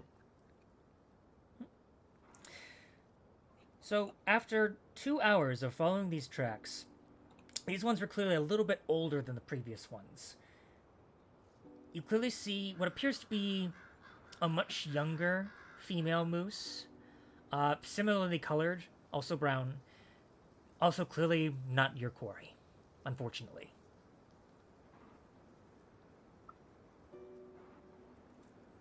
And so you go again somewhere else, unless you wish to do something with this moose. I just had a really awful idea. What if Awful we ideas get a lot done. if we attacked this moose? What are the odds that the white moose, maybe a guardian, I don't know, would come and attack us? in its defense. Then we'd have to fight 2 mooses. Think we can do But it? we kill this one quickly. Still only one moose. Well,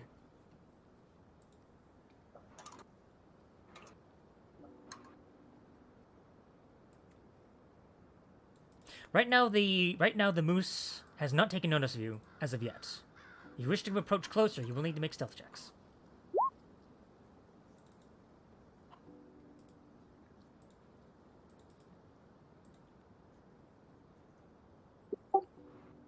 So we attack. Sounds good to me. I suggest that Hawks and Savage approach and we stay back and act as the rear guard. How far away is it? Right. I'm gonna be as sneaky as I can. The moose is around, I'd say. Let me double check something here. I haven't put you on a map yet, but it's about 65 feet away. Currently, it appears to be munching on some grass. Its back is turned to you. Here, let me I actually do have a map prepared for this. The duck is gonna start climbing a tree.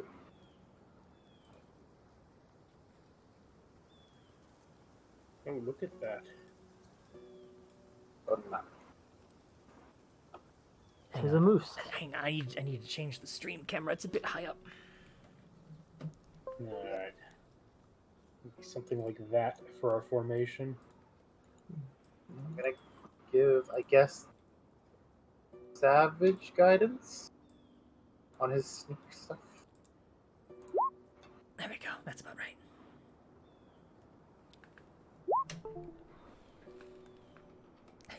You'll hear me shuffling mouse from behind the screen. Okay, 22 stealth. Alright, so that's for Savage. And I'm guessing Hawks also will need to do that. Yes, for anyone who wishes to sneak up on this, for rescue, it's better if everyone does, because if one person does not stealth, then that means they will be alerted. Okay, so that's a 7 for Hawks. Mac is going up a tree rather than approaching. I'm not approaching, but I'm gonna still stay hidden. Okay.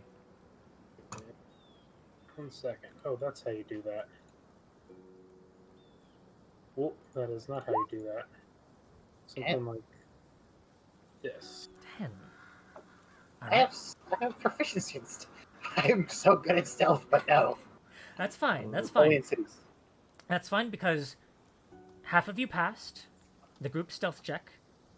You passed its DC of its passive perception, so therefore, you approach. Your steps are a bit heavier than you like them to be, Hawks, but the moose kind of like as for like when you think like it'll, you kind of like you hear like a snap, and it kind of jerks its head upward, but it kind of slowly goes back to munch on some grass. You are perfectly stealthy from your current positions. Do you wish to initiate combat? Right where we are. Yeah. Yes. No better time than the present. Okay. In that case, everyone go ahead and roll initiative for me.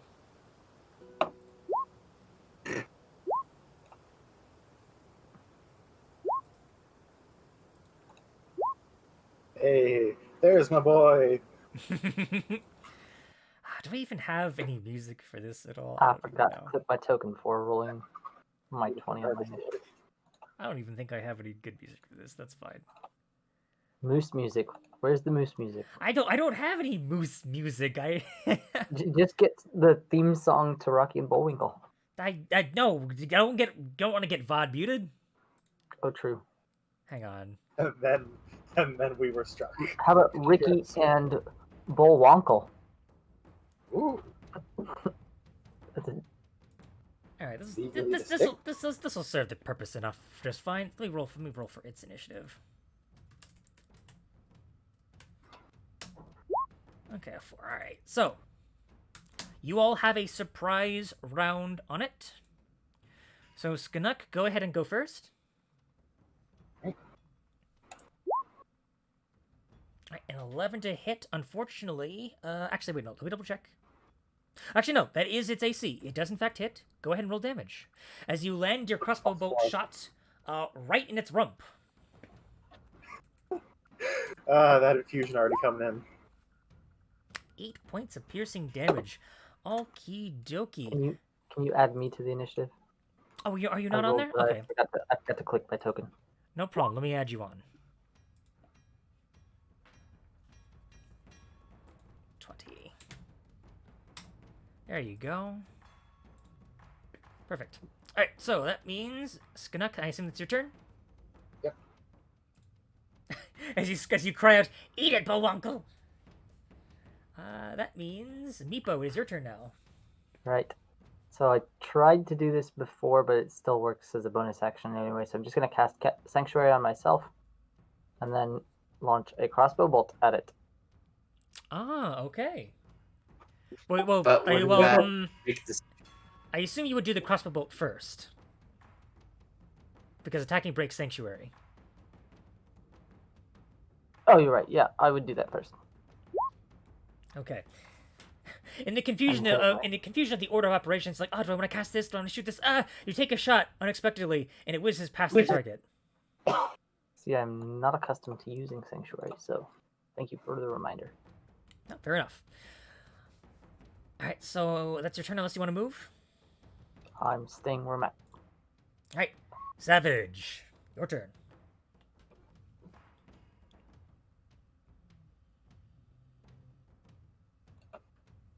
Yep, that is. Ah! Can I hit it from there? Yes, I know it's a bit weird because it's not. I don't have a specific token for a moose like that, but yes, that would be Yeah. enough to hit it from there. Okay.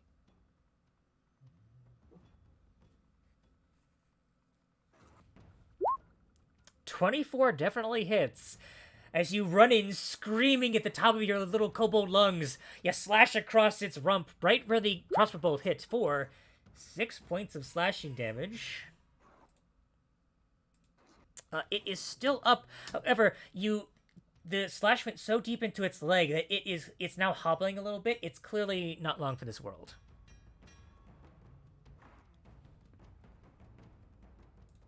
I assume that's your turn. That's right. Alright. Now it's the elk's turn. Let's see here. Moose. Sorry, it's the moose's turn. Sorry. This is the same thing, right, guys? No. Let's see here. Yeah, it is. It's going to try and run away. It's going to use the disengage action. Can it do stuff on a surprise round? Oh, no, right. It can't. That's right. My bad. It can't do anything, so never mind. It Fox, it's your realizes turn. I need to run, and then it gets ready to run. Okay, so Hawks is going to hear Skanuk's suggestion and is going to take the dash action to try and put himself in a place that maybe can't block his movement, but will make his moving around for him a little bit harder. Okay. And I think that is all. Since he is dashing over, he's going to dash over and just spread his arms wide and try and stand in the moose's way.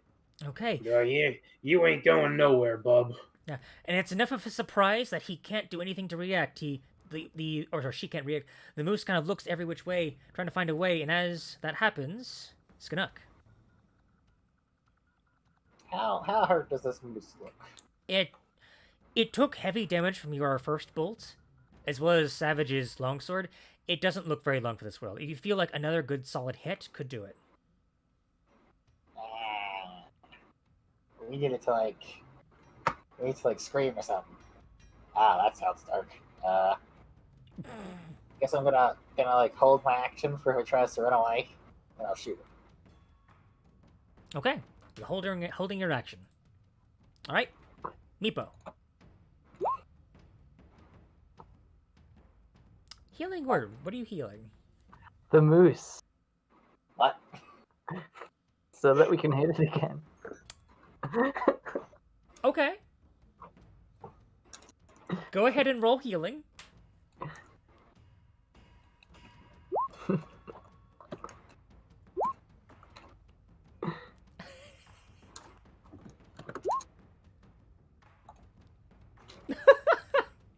Skinnuck in the background. That is genius. Spellcasting modifier is different than attack modifier, right? It's just my. It's your wisdom plus proficiency. Or no, it's your just your wisdom for the spell's purposes. I was hoping, thinking, not hoping. Okay, you heal it for 8. Maximum heal. Just use a spell slot casually to heal something we're attacking. All right, the moose seems very confused. Its ears are flopping every which way. Moose. It was kind of making a noise, but now it's making its loud is more like a. That's a bit of a tone shift. I assume that's your turn, unless you wish to move. That's my turn. All right, Savage, it's your go again.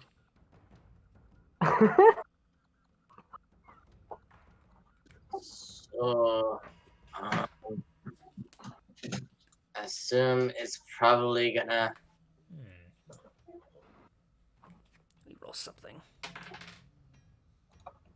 I'll move here.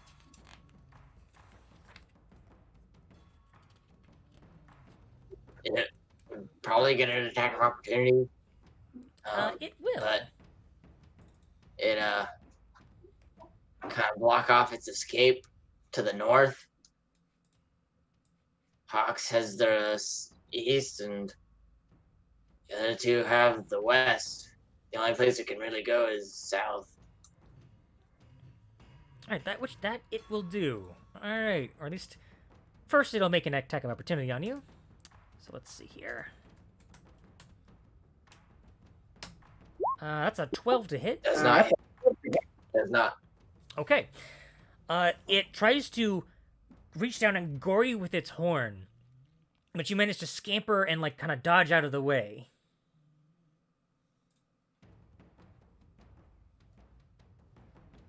All right. So that's your turn. Let's see. Yes. Okay. So, thanks to Hawks blocking this way and Savage blocking the north, it's going to attempt to It's not smart enough to disengage. I think it's just going to take a dash action to get as far away as possible, as fast as possible. It can get right about there. So, Savage, you're a bit far away to take the attack of opportunity, but Hawks will get it as it runs this way. All right. I held my action for it. You did, so Skunnock would get that held action off.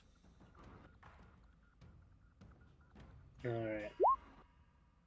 Okay, that hits. 6 points of piercing damage. You're in the range where I'm worried that I'm going to bop it a little too hard. Well, I mean, is it like screaming now? Oh, it's screaming now. Excellent. Probably good enough. I don't know. There's more mooses out here we can find. 17. Okay, go ahead and roll damage. 10 boy. points of damage. Jesus. And before it can run away, it lets out a cry as you slice it down the middle. Right into its gut. Now, you don't go all the way through, but you manage to get a solid cleft right into the stomach, and it falls over, dead. I do hope it didn't suffer too much, but we did need it to make that noise. Hang on, I'm having a... We needed Oh, we it could have done something to trying help to put it. the X on it. There we go. As Hawks attacks, he yells the one word in Giant that he knows for the time being, and that is chop.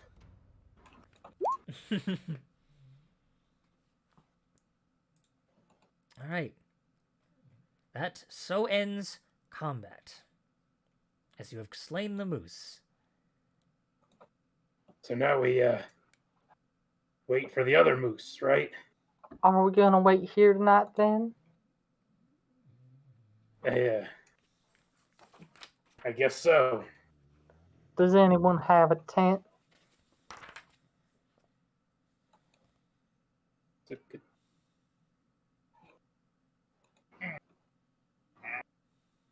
He could use the coat, That's true. Could use the coat. make it a sort of lean-to. I've got a nice winter blanket here. I've got my winter clothes.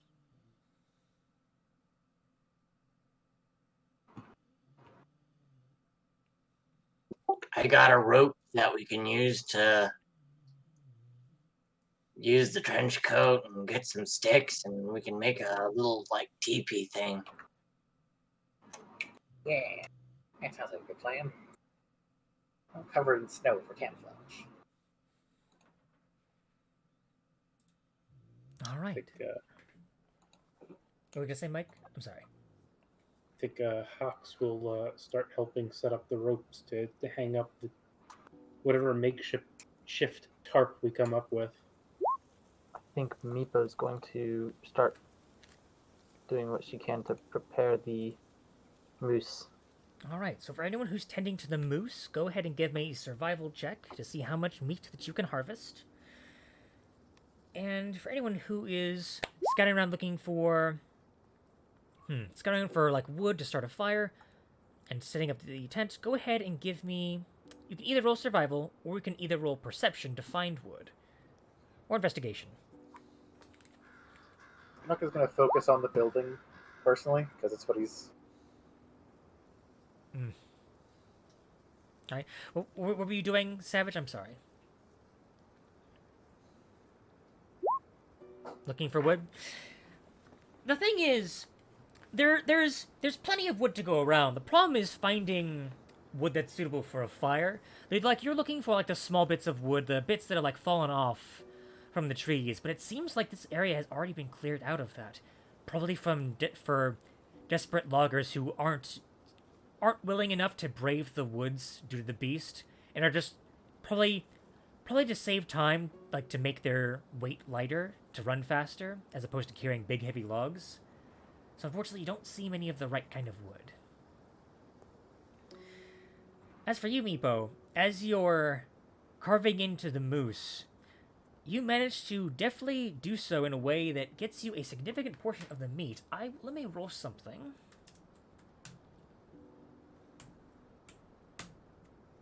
You get 11 rations of moose meat. So let's see, 11 left. 3 to everybody except for me. And So I get 2 rations of moose meat for me and 3 for everybody else.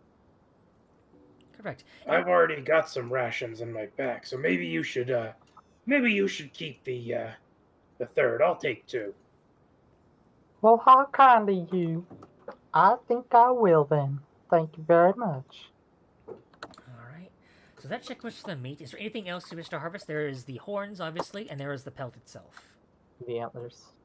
Okay, go ahead and roll another survival check.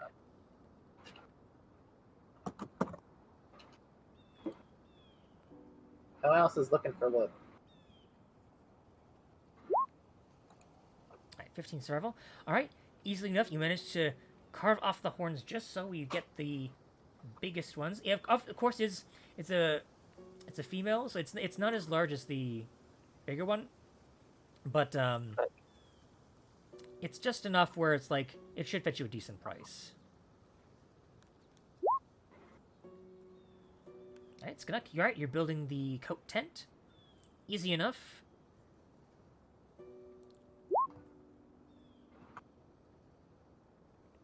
Hawks will provide that blanket to add to it.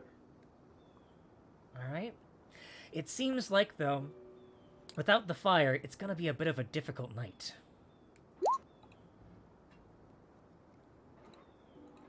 But you all gather around, hopefully attempting to use your body heat for some sort of warmth, hopefully. And I am going to roll for something as the night progresses.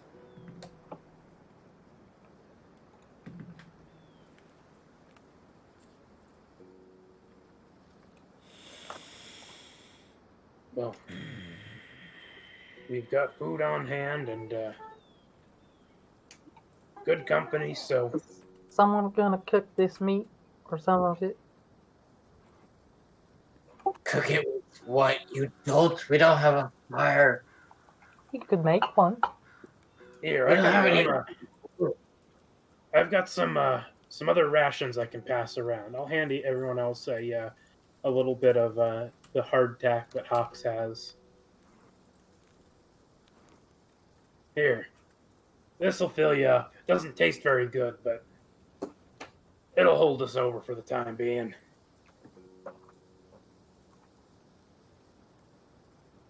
Was anyone hurt? So for the purposes of this, let's say you make the camp about right here in the middle where this orange line is right here. Orange circle. It's a very badly drawn circle, I know. It's like a not very circular tent. Yeah, it's a very, to be fair, it is a lumpy tent, so It's as koboldly as we could make it. yeah. Yep. You know that cartoon Codename Kids Next Door? Yes. Right, that, but like a little bit more steampunk is Canucks aesthetic. I like it. I'm down with it. Alright, so as you're kind of settling down for the night, let's see here. What's the order of the watch for the night? Oh, pine trees? There are some pine trees around, Savage, yeah. Can I try to see if I can extract some resin? Maybe that'll help start a fire from anything that's still green or damp. Sure, I'll let you try this again. Go ahead and roll another survival check. Instead of wood, maybe you'll have some more luck with this. A 15, okay. Skinnock not taking any chances this time, and a chance at the poor chance of a cold night. 19. With a 19 survival, yes, you do manage to get a little bit of resin from some of the trees. I've discovered, right, that if I cast guidance on someone, they don't even need guidance. Every time. So. Well, Which means it worked, right? Exactly. all right. I can bend fate itself. The glory of your invention, Skinnock. Savage, with that, you have enough resin to start this fire. And you do so. And with that, you're able to cook the meat that you have just gotten. Making sure there are no chances of any diseases or such along those lines. Not eating raw meat, which is good. Hey, you've made a little square campfire for yourself. There you go. Free worms? No. Ah. Pardon me. Okay, all right. So, ration meat is all cooked. So now we can go ahead and get to the night proper. So what is the watch order for the night? Skinnock's going first. All right. I guess I'll take the second watch. Okay. I'll take third. Then I guess I'm going fourth. Alrighty. So, Skinnock. Does that mean my long rest will be done by the time I take watch? It would be almost done. Okay. So, Skinnock, as you're getting down to make a perception check, how do you flavor your guidance to yourself? Skinnock's gonna like take the goggles off slightly and like I envision his tinker's tools as being like a screwdriver. One of those screwdrivers is it's like a cross of screwdriver heads stuck to each other. And he's just gonna start fiddling with the goggles until they the insides glow green slightly, and then he puts them back on. All right. Almost kind of like mini night vision almost. Well, even though for a kobold, it doesn't do you too much good. But it does enhance the night a little bit. So go ahead and roll me that perception check. Alright, perception check. I should not have had advantage. 14.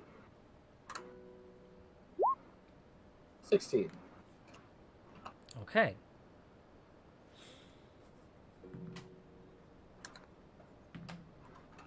Okay. Your watch passes without issue. The bone-chilling cold is mitigated by the warm fire that you had. You're very thankful for it, especially as the cold winter that is now the Frost Maiden's doing. It would have been very bad for you if you hadn't have done that. Although for you, Skanuk, the cold has never really bothered you. Anyway, It's the accident. Not since the accident, at least. Anyway, next watch. To you, Savage.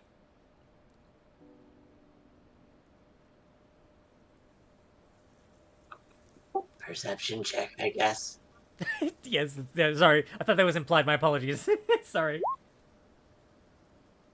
6. Ooh. Okay. Maybe I can get a little bit more sleep.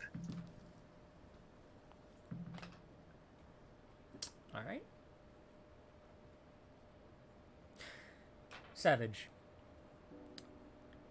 As you're taking your watch, you look up in the night sky,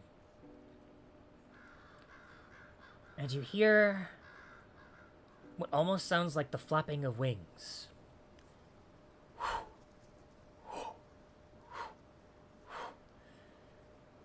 From what might be a very, very large bird. A loud screech reaches out all across the night.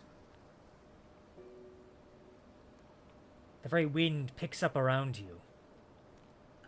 You look up to the sky. You see a gigantic bird of near impossible size flying up in the sky. Trailing behind it, you see an aurora glowing, taking shape behind its tail feathers, its whole form glistening white and sparkling as snow. It makes its way across the sky, heading to where you imagine might be the northwest, you think.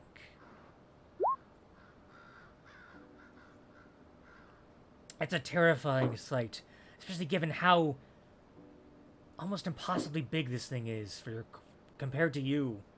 It is terrifying, but very thankfully, it does not notice you or pays you no mind as it flies to the northwest. And other than that, your watch passes.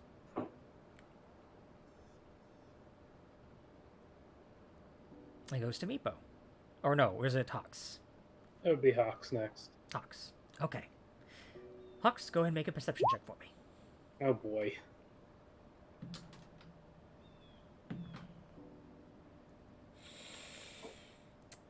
Alright. So, Hawks. The forest becomes still. All the noises of birds and wind comes to a silence as an eerie fog starts to roll over your campsite. You hear this terrible crying sound echoing in the night. The very sound itself sending a tingle down your spine. Suddenly, your fire goes out, snuffs. Hey. Needed that.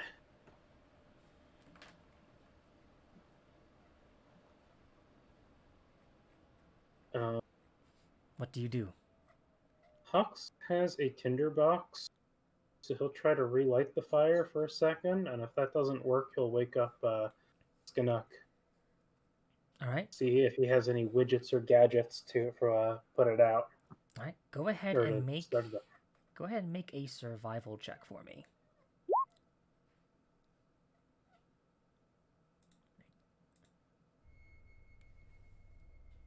Okay, that is 17. All right. It takes a bit of doing. You kind of quickly, panting heavily, you mark your tinder against the resin. Come on, come on, come on. You think to yourself, it lights. It does light, thankfully. That could have been bad. Oh, getting real spooky out here, though. Hawks. Yes. The crying becomes louder. It seems to be coming from the south. I think at this point, Hawks would wake up his companions. What is it? Does it sound like a person or an animal? Make an insight check with advantage.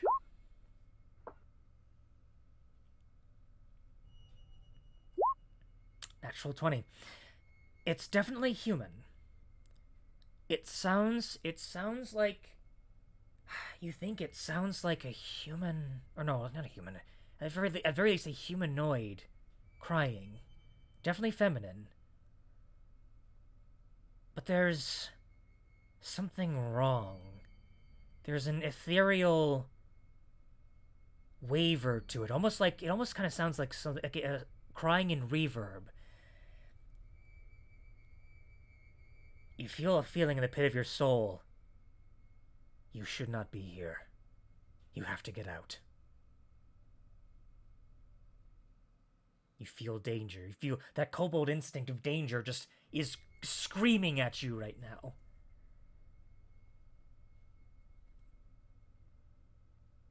Is everyone else feeling that as I wake them up?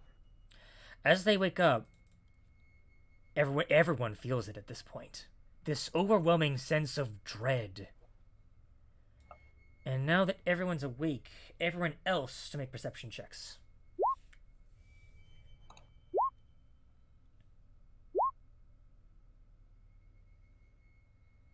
11. Roll something. Okay. Savage, you are the only one that sees this. You see a glowing white ethereal figure shambling, but there are no tracks as it goes across the snow. As you get a better look at it, it has a mark. It looks like a female elf. She clearly it looks like she has the armor of a warrior, a spectral longbow at her back. The figure's hair drapes across the face. And you all hear it now. This terrible, wailing cry.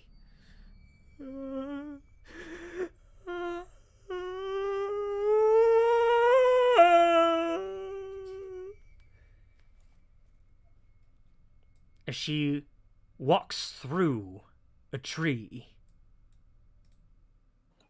Her form, her spiritual, ghostly form, heading towards you. Is there any move you would like to do to either try and hide or escape, some other way to escape its notice or distract it? Do we see it? All of us now? You all see it now. Okay. It is to the south of you. Okay. Well, the first thing we should probably do is put out the fire, right?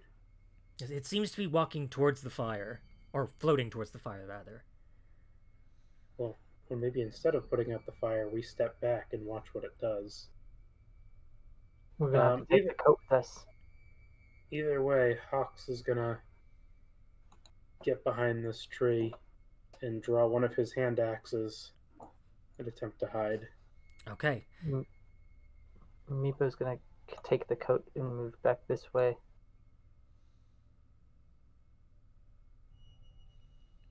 And probably try to hide too. Okay. Go ahead and make stealth checks, everyone. No. Too busy with the coat.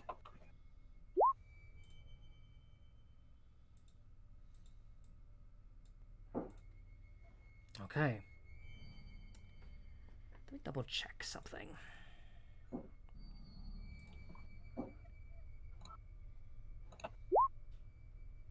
Nope, sorry. I was muted for several minutes. I was trying to check that, not click it. Okay, no, fair enough. Okay, you managed to hide behind the tree, all of you, almost kind of Scooby-Doo style. You each kind of stack up like behind each other, and you all at once kind of like peer around the tree. Boop, boop, boop, boop, boop. Two on each side. That ain't a moose. It goes up towards the fire.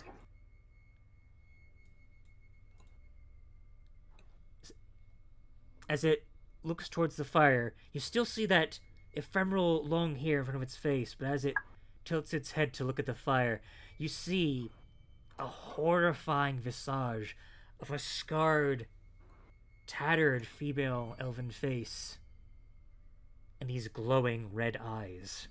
It reaches out a hand towards the fire and clenches its fist, and the fire goes out.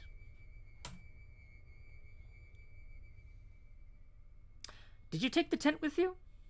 I did, yeah. Okay. Just double checking. That's important. We couldn't be kobolds in a trench coat without it. You notice that as it does so, the head... It doesn't jerk its head. Its head slowly tilts in your direction and seems to be very, very slowly moving towards your direction. It doesn't make any other sound beyond that crying, but it doesn't seem to be... It seems... Roll an insight check for me, for everyone. Insight. Could it possibly be Arcana instead? Yeah. I'll let you do Arcana. I'll let you do that. Ha! The brilliance gonna crash Okay. fighter in. So for Hux, it seems... let me double check here. It seems to be kind of floating your direction, like, kind of generally. It doesn't seem to be going towards any one of you in particular. It just seems to be going generally in your direction. Skinnock, you think for yourself, and you're like, wait a second. It seemed to be drawn towards some sort of... Seems to be drawn towards some sort of spark. The fire might be one, but it might be going after you in general. And the way that it handled that fire, it seems like it's going to snuff out anything it comes across. You gotta get out of here. All your kobold senses of that screaming danger sense, it's double timing you right now. It is... Every time that figure looks in your direction, you don't think it sees you. It is slowly moving in your direction. Maybe we could light a torch and throw it so it follows I'm another just gonna- direction. Step out and put my holy symbol out, and you turn undead. Turn undead. All right. Now, that is a wisdom saving throw, correct? Right. All right. Let's see here. Okay. What's the DC for that?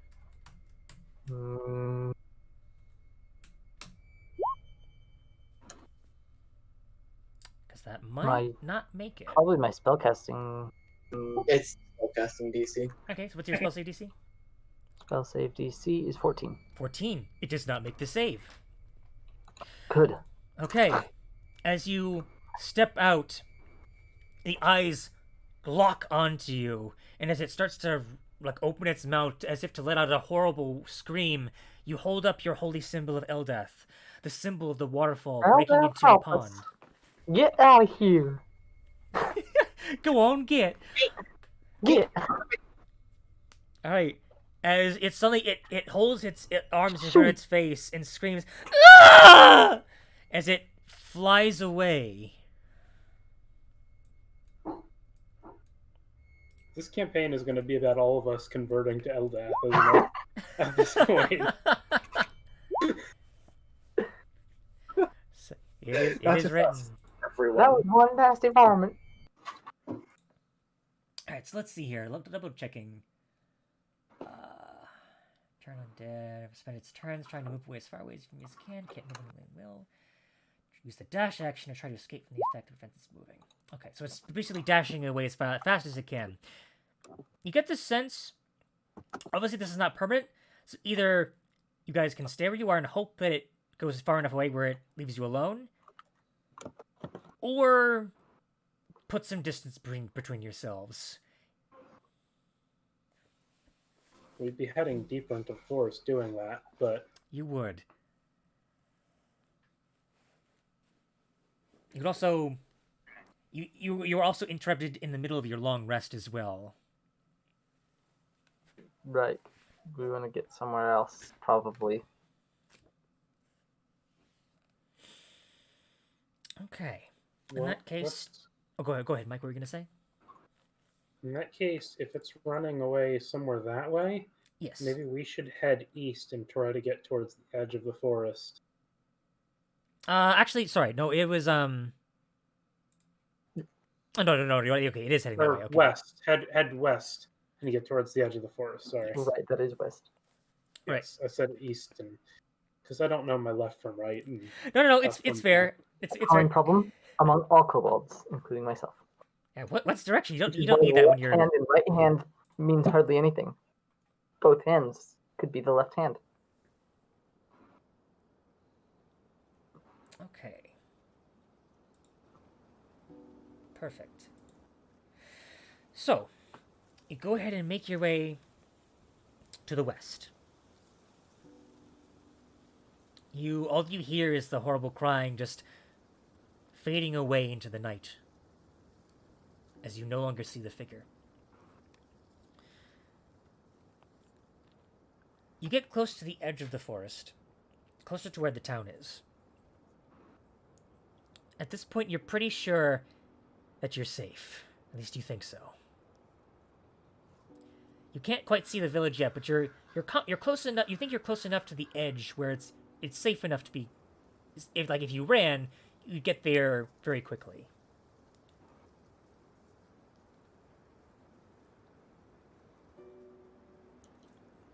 So, Good. you set up your camp again, and you finish your watch. Beepo, go ahead and roll me a perception check as you finish off the watch for the night.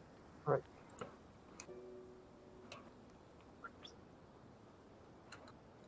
Considering we avoided doing a fight, and assuming that this portion of watch actually goes through, will that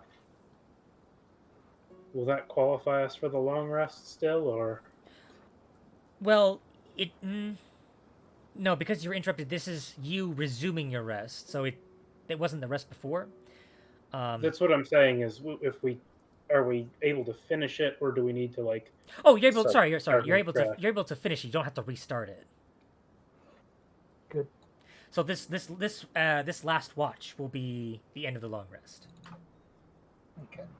And thankfully, the rest of the night, as it comes to morning, goes without issue, and you all wake up fully rested.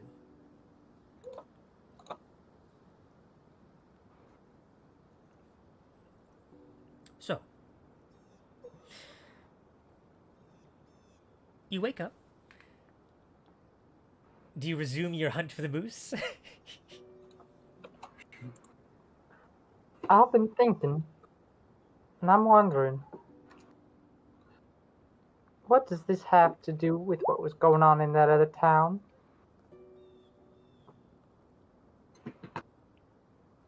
Well, we were assuming, or I was assuming, that these encounters with the moose might have been tied to druids, which then might have been tied to the murders. Right. All right. Let's find that moose. All right. So, He's a shifty little critter, isn't he? Too bad that spooky woman wasn't a bit nicer. We could have asked her. I'm sure she would have had something to say about people dying. Well, I'd rather not find out firsthand about people dying.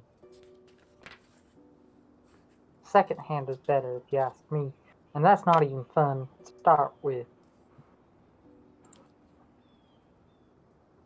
All right. Well, so the white moose didn't show up when we went after another moose. So Can we throw our assumption that it might be some kind of guardian out the window? Yeah, Yeah, that makes sense. safe. And it also didn't show up when you cut into a tree to get some resin, so it's not like it's guarding the forest and not the mices. Moosin. Maybe it just doesn't like big people, so if we stacked up, it'd come after us. But wasn't it attacking the halflings? That's true. Yeah, more small people. Maybe we should try to take down a tree wholesale and see what happens. That might work. To be fair, Yeah. to be fair, the population of Lonelywood is not just halflings. It is very diverse. It is because quite people of all different kinds. So just putting that out there. Are there any kobolds? No, it's not Thought diverse so. enough. Racist. At least none that you know of. Perhaps some have hidden away like you have. Who knows? Maybe you've seen one and you just walk by you. Somewhere there's an entire town populated by stacks of kobolds. And nobody knows. Yeah, the only A one. town where everybody's a kobold, but nobody knows it but themselves. The actual population of most towns is 4 times that of what is supposed to be there. like You're ruining the census guy comes around. Wait a minute. You're ruining the action economy. All right. So, do you wish to roll another round of survival checks to search for more tracks for the moose? Then.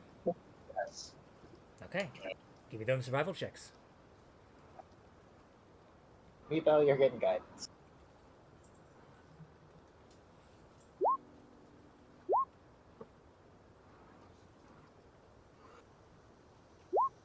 I found him last time, but then I got distracted.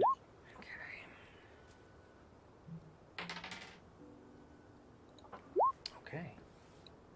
Who's getting guidance? Me? Yep, Meepo. I should One of remove the people who didn't need it. I see. You see? You see what I say? We all roll 19. Well, hey, you never know. Hey, guidance helps every Or bit. 9. So this time, you find a third pair of moose tracks. Notably, these ones are Third time to charm.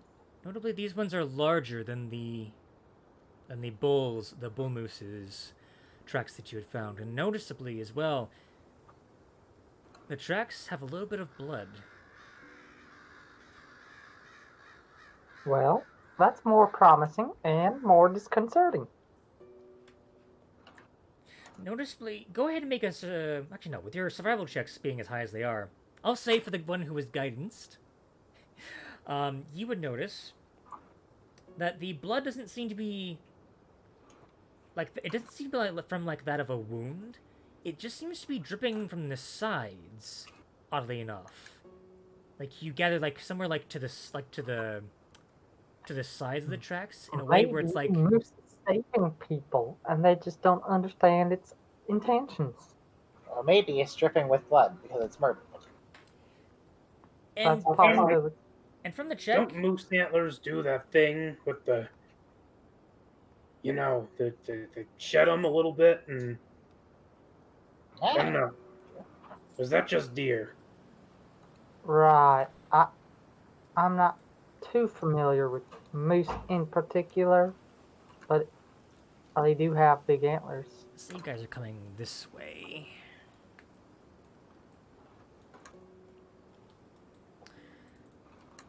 From that check as well, you would also notice that where the blood seems to be dripping from are wide enough that you'd think that it would be about the size where the horns would be, the antlers. Well,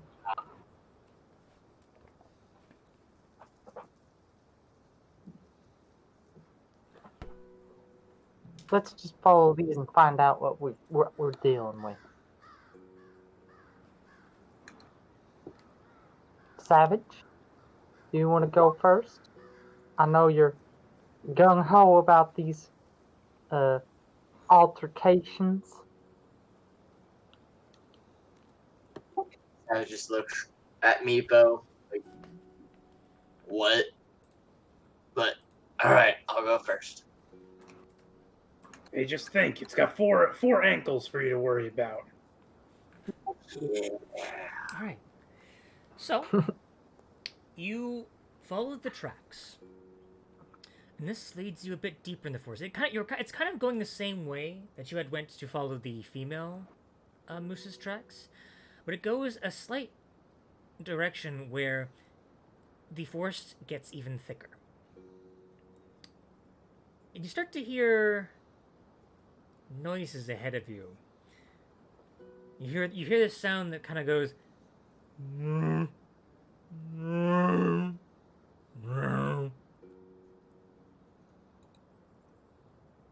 of just behind one of the trees.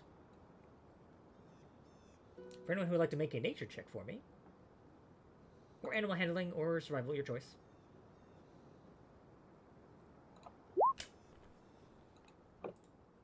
Yeah. Okay, Meepo, no. Survival is. Okay, 10, no. Actually, no, 10 might do it. 17. Hawks, it definitely sounds like some sort of predator, for sure.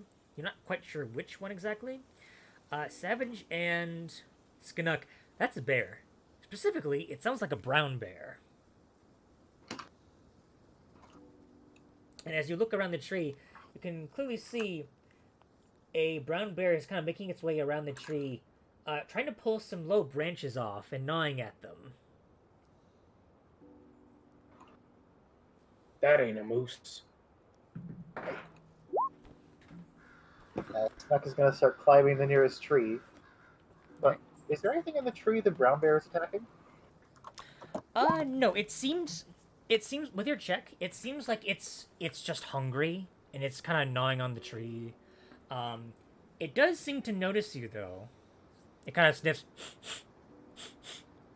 Kind of shakes itself and kind of slowly meanders in your direction.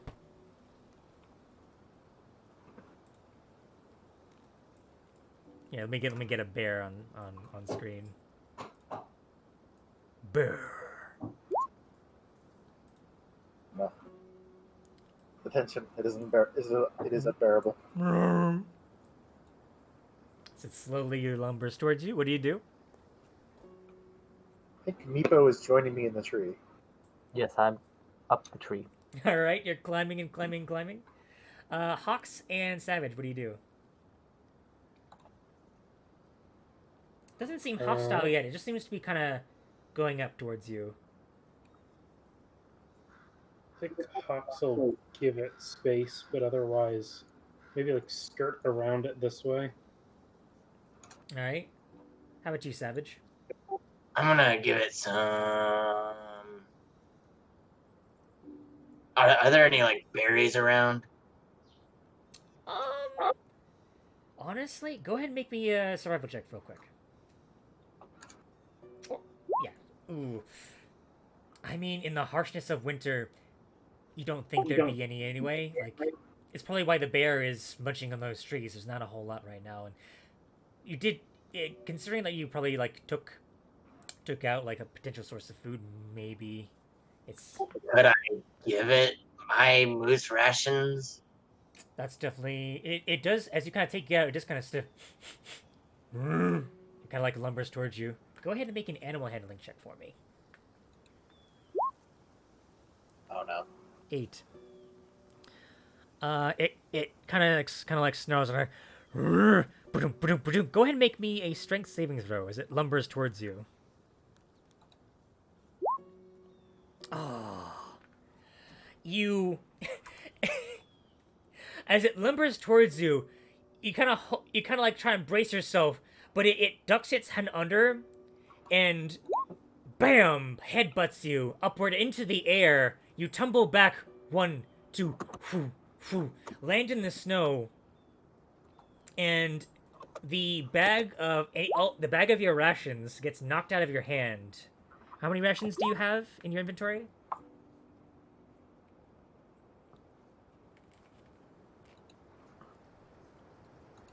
How many? Let's see.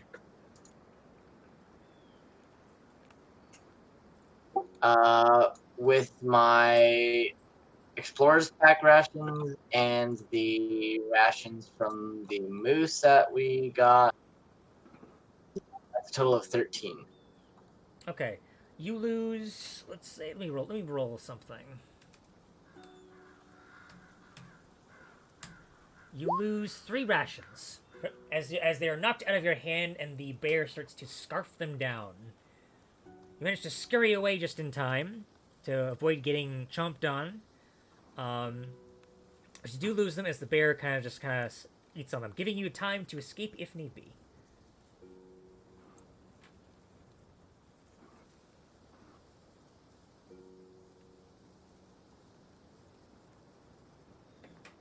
So I assume do you run away?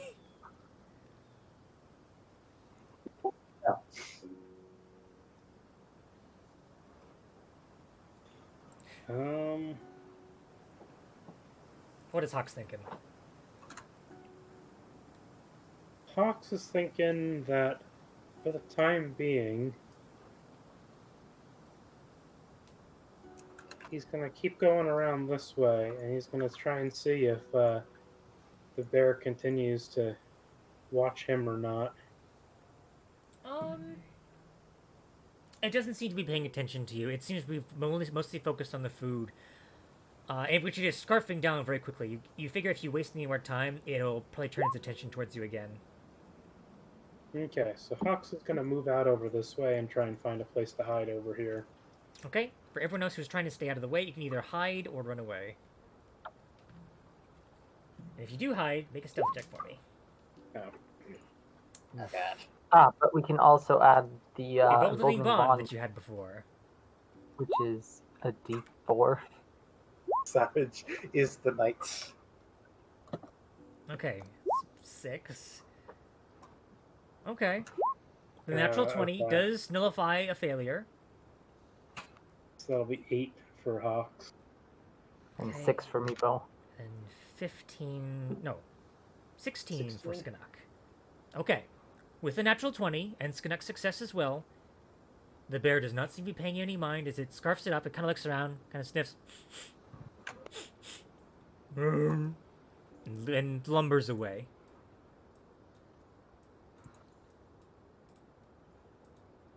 Leaving you, thankfully, unattacked.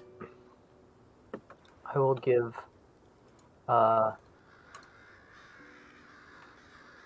Savage one of my moose meat rations. All right. Perfect.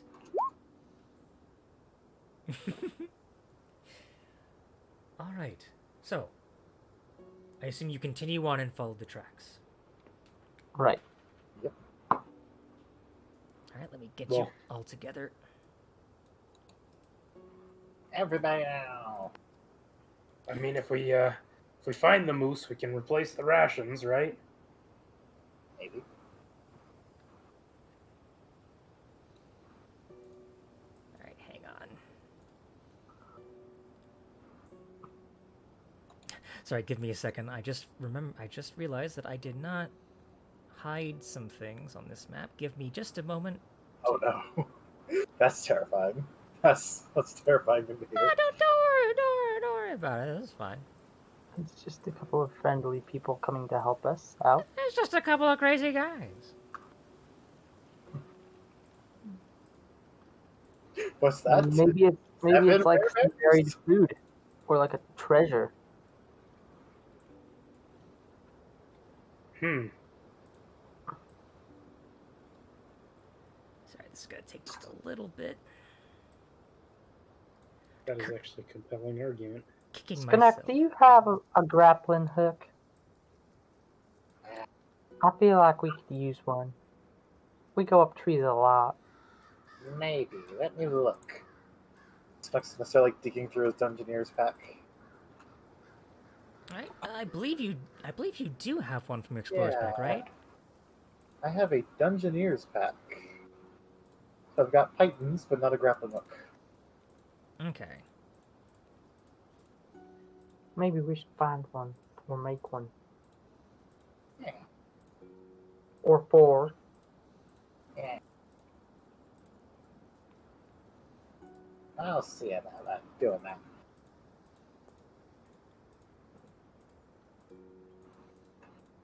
Okay, alright, so. You follow the tracks deeper and deeper into the woods. And interestingly enough, the forest starts to thin. And you see before you a very curious sight. As I move you to this new map. I said, as I move you to this new map. Ta-da. Alright. Ah, dang it. Gotta move the camera. Bleh.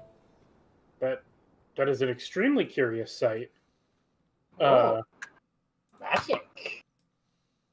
Oh, shit. Magic. I'm sensing a little bit of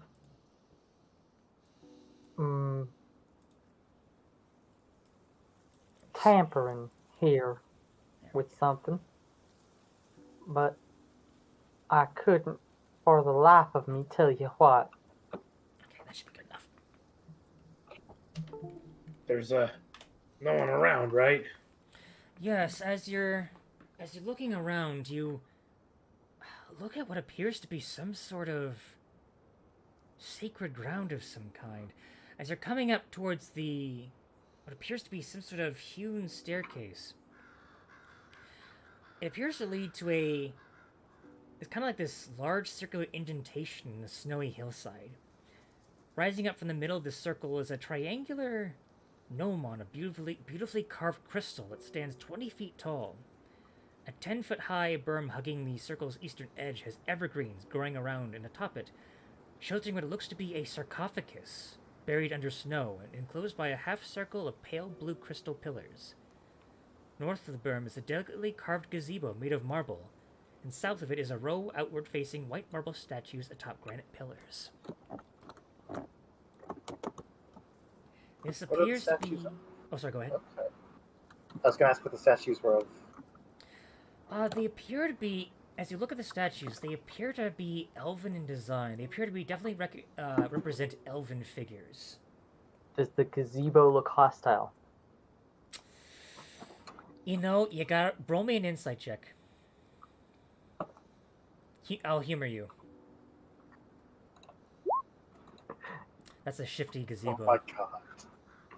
You don't know if you can trust it. You know, Eldeth speaks of peace and trying to trust as many as you can, but that is the most untrustworthy gazebo you've ever seen. You know that ghost looked like Which would be, an elf. You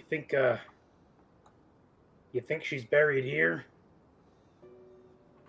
That's a good question. She could have been. Or maybe she was supposed to be.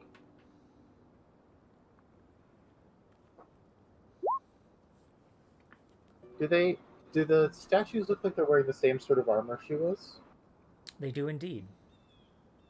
Ow. Ow. Nah. And Struck just turns and starts walking away. Nope. Interestingly enough, as you see the tracks of the moose, it seems like they wander over past this gazebo towards this, what you assume to be this moon dial up here. Past this little hillside. Well, Hawks is gonna start walking up the hillside, up these stairs, maybe. Okay. You start walking up the stairs. Alright, atop this eastern berm, you see this granite sarcophagus rests in a half circle defined by 5 crystal pillars. Do you take a closer look at the sarcophagus, or are you just kind of looking at the distance?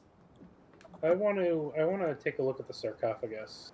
Okay, there is a heavy coating of snow across it. You would need to dust it off to do so. Would you like to? Yes. Okay. You kind of dust it off, and it reveals an engraving of a brazier. You also notice that there's a carving near the top of each pillar that you see. From north to south, these images depict a twig, a pine cone, a flame, a feather, and a humanoid hand. Can you type that out? Absolutely. For your sake, I will definitely do that. And for the viewers. And the viewers. It is pretty. The text is pretty small. Let's try. And now for the viewers at home. Brought to you Live. by Gazebo Plus.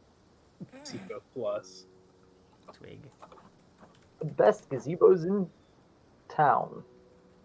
It's strangely like not the full screen on the stream. I'm not sure. Well, no, that's because the map is so big. It's hard to get a big. It's hard to encompass all of it. Best No, I mean, like- favorite. What do you mean? No. What do you mean?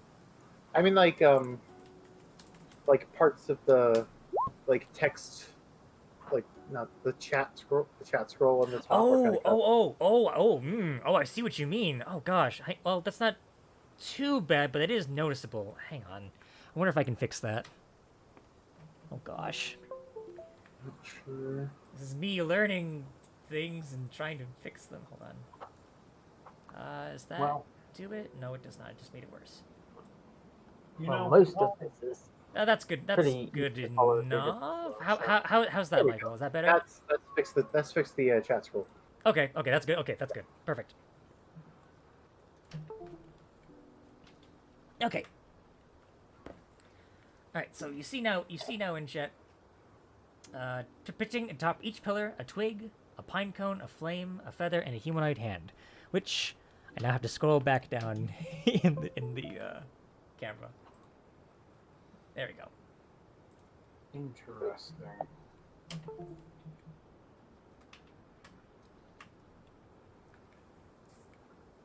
Are there any twigs and pine cones nearby? These trees that are here? As far as you can see, there are definitely some twigs nearby and some pine cones. Okay, I heard all about stuff like this. You know, I got told all about how things like this work. I'm gonna pick up a twig and put it on top of the pillar that has the twig on top of it. Okay. The pillar gives a resonant hum as you do so. See, I told you. Somebody find me a feather. Take the pine cone and put it on the pine cone pillar. Did we already look in the sarcophagus? Was it like too blurry? The sarcophagus is sealed and does not open. So it's not like crystal or anything. Okay. No, it No, is no, definitely I not know. see-through. I got distracted by the puzzle. Yeah, to be fair, the sarcophagus itself is made of a solid granite. It is the pillars that are crystal. Do you think the feathers on my crossbow bolt will work? One way to find out. Maybe. Any birds in these trees? Well, do you wish to do that, Meepo? Well, do we want to put that on and try, or do we want to look for something first, and then if we can't find it, last ditch effort, leaves that? Let's look for a whole feather first. All right. Okay. If you look into the nearby woods, you do eventually, with the 17, you definitely find a feather, easily enough. Seems to be from a snowlark. Cox is just trying to figure out how he's going to put the flame on there. He's kind of debating gathering a bunch of little sticks and lighting it and then placing them on there before they... I got a torch. Oh, that's a good idea. Alright, you mind lighting that torch for me? Yeah, sure, I have it.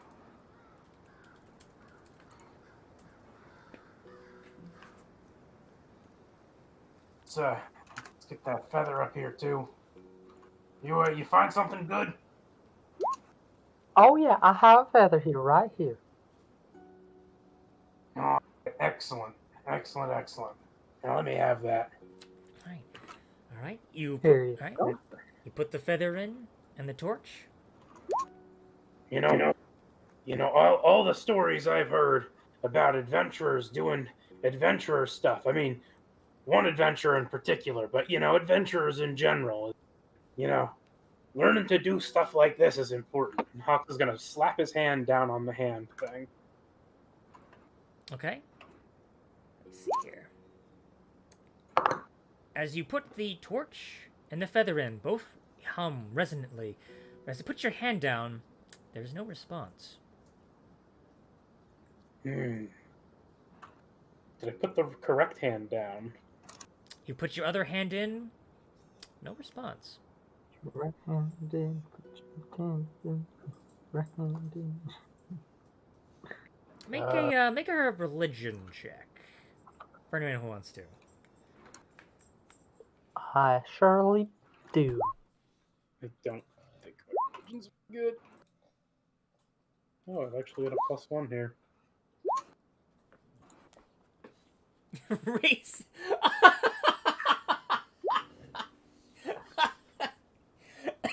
Is it? I don't know. I don't know if the ancient elven puzzle is racist against kobolds, and I don't know. Roll an insight to see if the puzzle is racist. Well, if it was made by Elves. if it was made by gnomes, it definitely would be. But No. that's neither here nor there. What do you want to bet? It needs to be an elf hand. We're gonna have to go all the way back to town, beat up an elf. Just kidnap an elf and bring them here. Okay. Okay. Hawks and Skinnock. Well, for 13, it's hard to say. I mean, who can trust? I mean, around elves, watch yourselves, but that's neither here nor there. With the 19 and 15 religion checks. I got a 17 religion. Oh, you did? Oh, okay, this would make sense for you too. Rituals like this involve a sacrifice of some kind. If it's not connected to anything, it might need a severed hand. Because it implies a sacrifice of something. The feather. Are there any flame. bodies laying around here? There's a Not in the immediate mean, vicinity, maybe- no. The only maybe other there's thing. a, Oh, go ahead. Sorry. so maybe there's a different kind of offering we could give. Any of these statues have broken off hands? No. As far as you can tell, most of them are pretty intact. The only other thing you do see, however, is that beyond the moon dial, and these you can see these carvings of the faces of the moon. You see beyond them an opening into a larger area. That's the only other thing that you notice.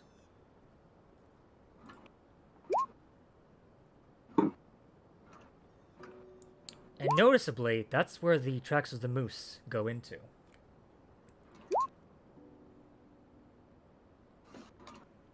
Well, Skinnock refuses.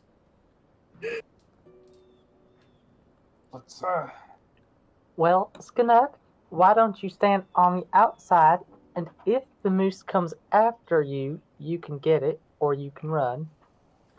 That way, you can be our backup.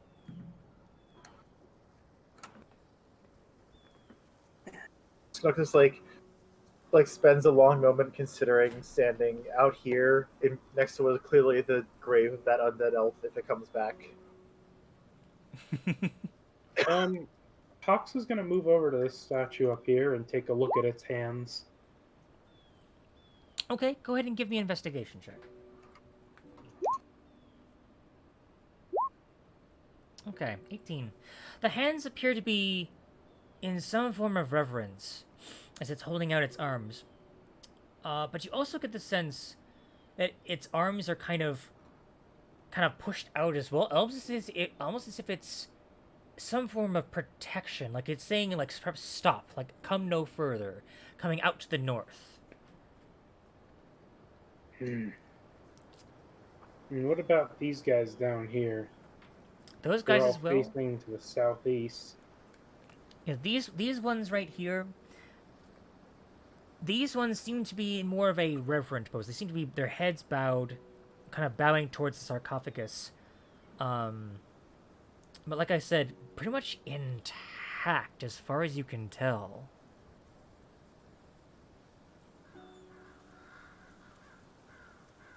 Huh. As Hawks is looking around, Meepo, give me a perception check.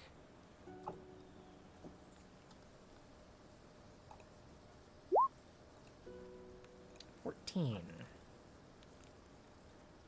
Okay, give me just a second.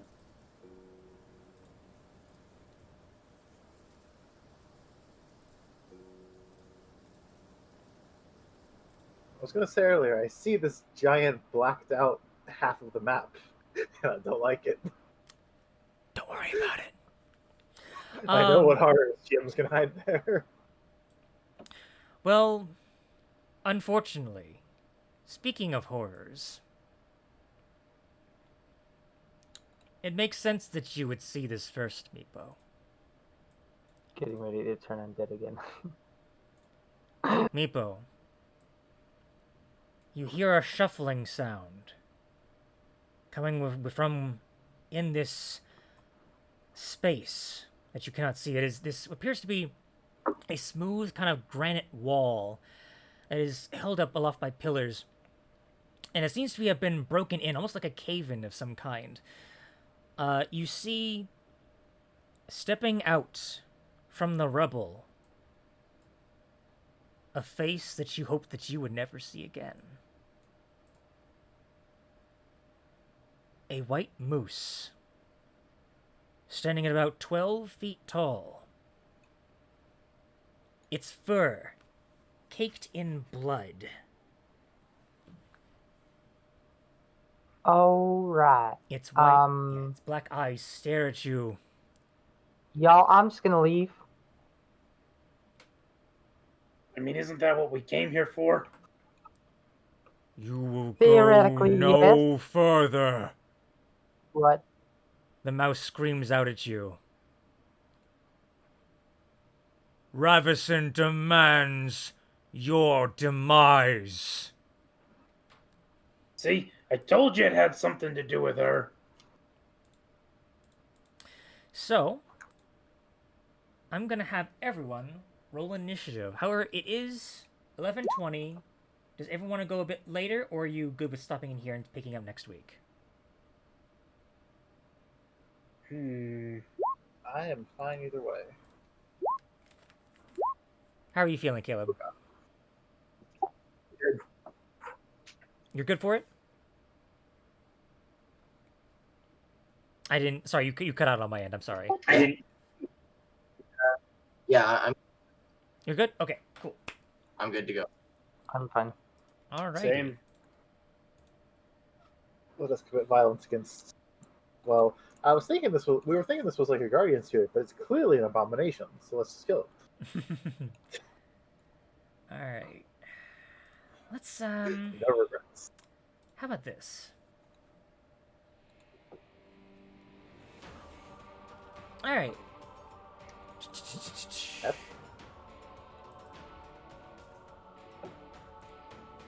Could you tone that down just a bit, maybe? Yes. How? One second. How about that? That's good, I think. Yes.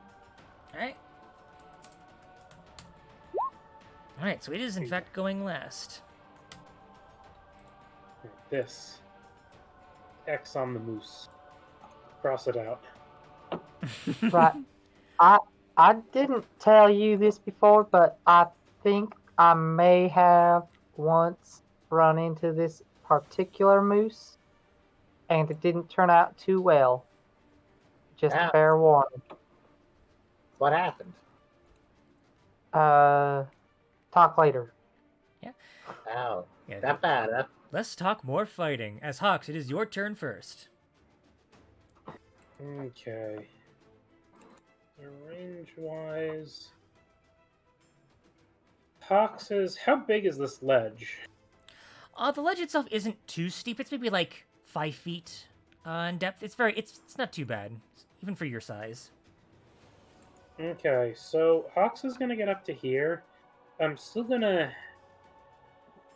try to make it come to me, so I'm gonna use only a little bit of movement, and I'm gonna make a grab one of my hand axes, and I'm going to throw it. Okay. It will be at disadvantage for the range, but don't want to pick. It will be within the 60-foot disadvantage range. Okay. So we're gonna attempt it either way.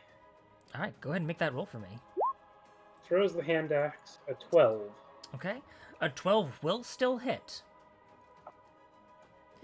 All right, 7 points of slashing. Okay. Yeet. You managed to arc it over the moon dial, and you managed to clip it in its shoulder, and it kind of snorts in pain. You will pay for that. You gotta come get me first. And then Hawks will back up to here. The rest of his movement.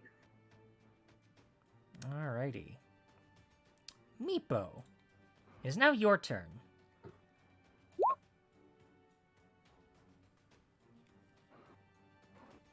Alright. You hold your holy symbol and you pray, give a quick prayer to Eldath, emboldening the bonds between yourself and your kobold companions.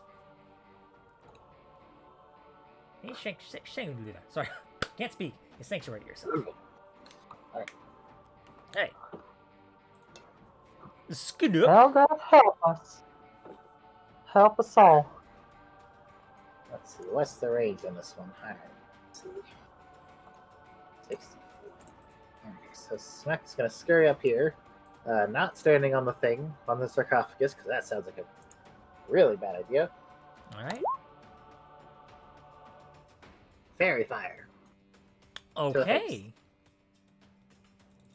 Let's see, does it have any bonus to its dexterity saves? Let's Why see is this here. help it doesn't attack? That's what weird attack. Alright, let's see here. That is a 10. That fails. Yes. What light would you like glowing around it? We're gonna go with violets. Alright. This violet light, how would you like to flavor this fairy fire? It's gonna like takes a like a clear vial of some sort of weird, like glowing pink gunk and loads it into his crossbow. And there's like a low whirring sound, and he just shoots it and it explodes it just splatters all over this area. Alright. It kind of gets caught all in for the sticky substance as it kind of shakes itself, glowing brightly for anyone who can see it. It's been fairy fire. It's like this. It's a bit like the algae in that one student campaign section. Except Oh it's yeah. like releasing spectral fire. Perfect, perfect. Okay. Good job, Skanuk. Savage. I will act and dash. 30. 30. Alrighty. And I believe that's all I can do. You can rage as bonus action. Not as a normal. Played Not barbarian. Oh, It's bonus action is just for the rage barbarian, I think, isn't it? No, you can your rage is a bonus action. Yep. Like, I think. Yeah. Yeah, you can rage as a bonus action. But I play barbarians different. Oh, okay. He plays it differently. He's Oh. specifically not raging on purpose. Okay. oh, I see. Fair enough. Okay. All right. So is your choice. All right. So Evan just takes a very worried look at his health bar, like, oh no. okay. So the moose, seeing you as a viable target, is going to charge right up to you. Let's see here.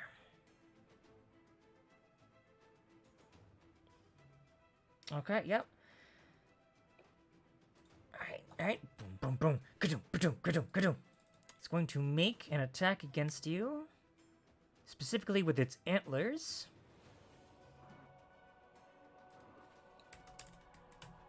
Let's see here. Oh. That is a soft 20 to hit. Yep. Alright. As it charges forward towards you, it leans its head down and bucks its head upward. I need you to make a strength saving throw for me, as you also take... oof. Oh god, you're gonna take it. Oh god, because this hit, you're gonna take extra bludgeoning damage. Oh boy.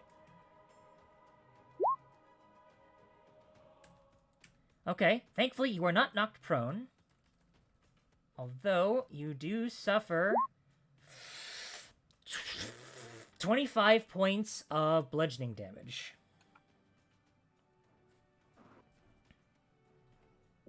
Hey guys, I'm down. Right. Well, that's That was my health. This is a little familiar. It's why I thought it'd be smart to you rage. I'm sorry, I was trying to help you. It's not the last of its movement. And it can't The question is, does he want to be a dick is the question. He is a bloody moose. Yeah, he is going to attack your unconscious form.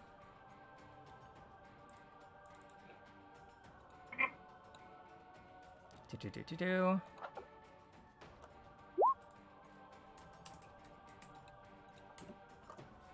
With advantage because you're prone. Which would hit, so that's 2 death saves off.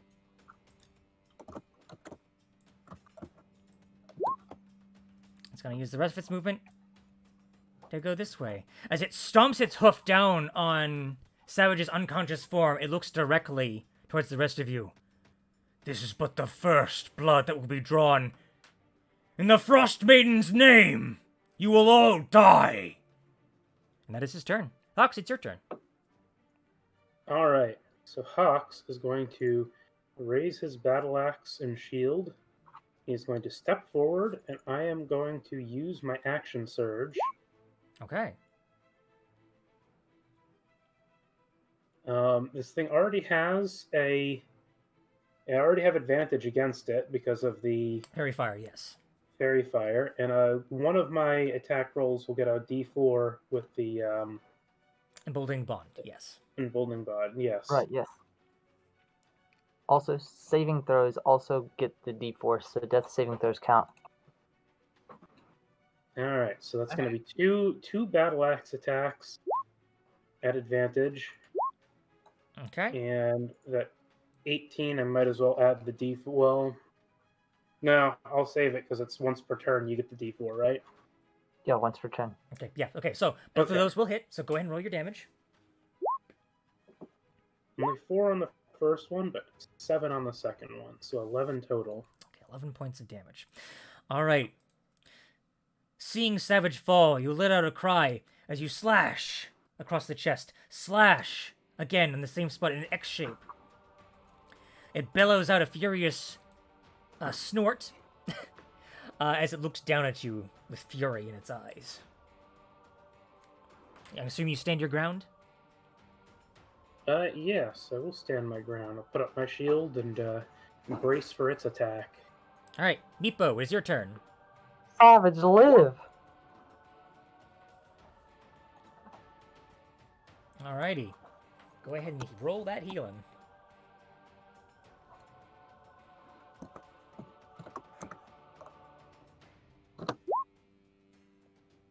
Oof. If 5 is still something, you do get healed for 5. As Savage, you kind of like lurch up as you can still feel the gut punch of the impact that both the antlers and the hooves that impacted your stomach. You are extremely sore as you get back up. Which, speaking of that, we get to roll something fun. of lingering injuries the first time. Roll me a d20, Savage.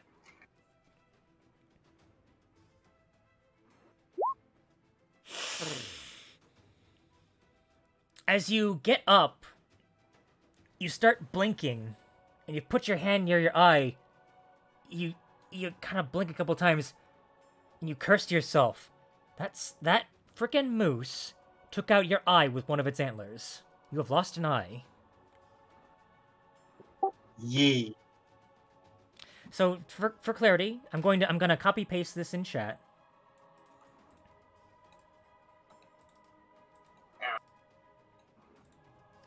You have disadvantage. It's in the handout. It's what? It's what?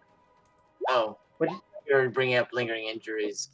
Yeah, specifically the losing Yeah. eye. Yeah, it's in the handout portion. Okay, you can see it then. Okay. Yeah. All right. So that is what you have fortunately have been dealt. But thankfully now you are up at 5, and you come to this realization. Meepo, I assume that's your turn? I'm moved forward, kind of skirting around the moose, trying to get closer towards Savage. Okay. All right. As that's your turn, Skunnock, it is now your turn. Skunnock's turn. All right. How hurt does this moose look? It's taken some hits, but it looks pretty sturdy. You don't think it's taken significant damage yet. All right, not sufficiently. Just then. Skunnock's gonna back out this way, and then Skunnock's gonna cast catapult. All right. How are you flavoring this catapult, and what are you using? All right. So, let's see. Would a crossbow bolt count as a viable catapult object? It would, yeah. Not to like get any extra damage, but just like to use as ammunition. Yeah, it would. Cool. It would be usable. It's basically any object that it is the appropriate weight. So yes, it would work. All right. So Skunnock's gonna like load a crossbow bolt. Like repeating weapon means that he doesn't actually need to load his crossbow very often Mm-hmm. because it automatically generates magical temp ammo. Right.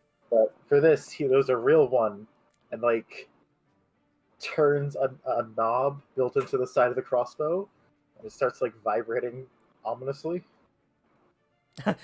Brrr. And then he's going to launch catapults in a line. So it's a 5-foot wide line that goes through the moose. All right. So I'll roll his save. That is a 16. So he will. He will make the save then. As you turn the knob, you're like, yes, yes, and it launches past, and it launches with such ferocity, it all kind of like, Hawks, you feel the wind, whoosh, like next to you.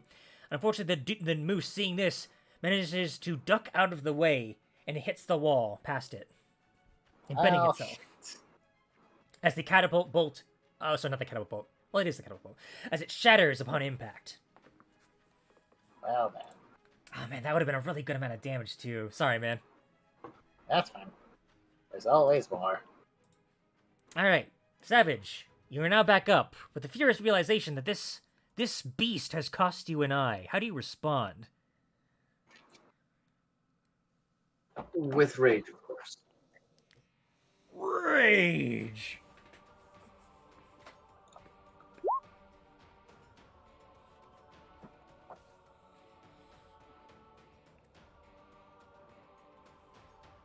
All right, you go ahead and rage. The fury fills you, and how do you attack?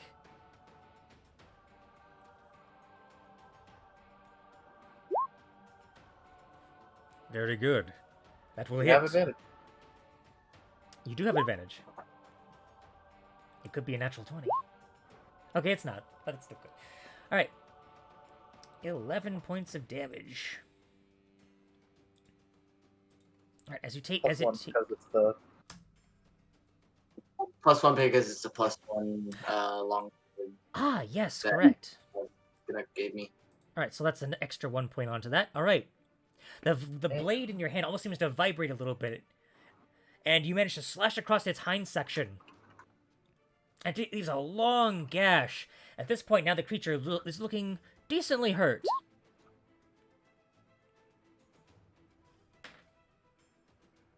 Actually, that's a good point. Do you have your...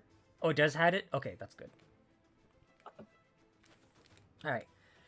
Alright, did you end your turn there? Yep. Okie dokie. It's back to the moose's turn. The moose is going to use its antlers on you, Hawks, seeing as you are right in front of it. Let's hope that armor holds out. Wait, what? What the hell did... Okay, sorry. Sorry, I did the equal sign instead of the plus, my bad. Oh, Natural 1. excellent.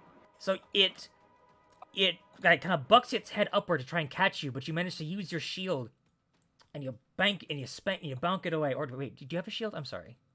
I have a shield, Okay. yes. That's why I'm doing one-handed with the battle axe. All right, so you managed to bonk the antlers away with your shield just fine. However, it sees you getting back up against Savage, and it lurches out its hooves back towards you again.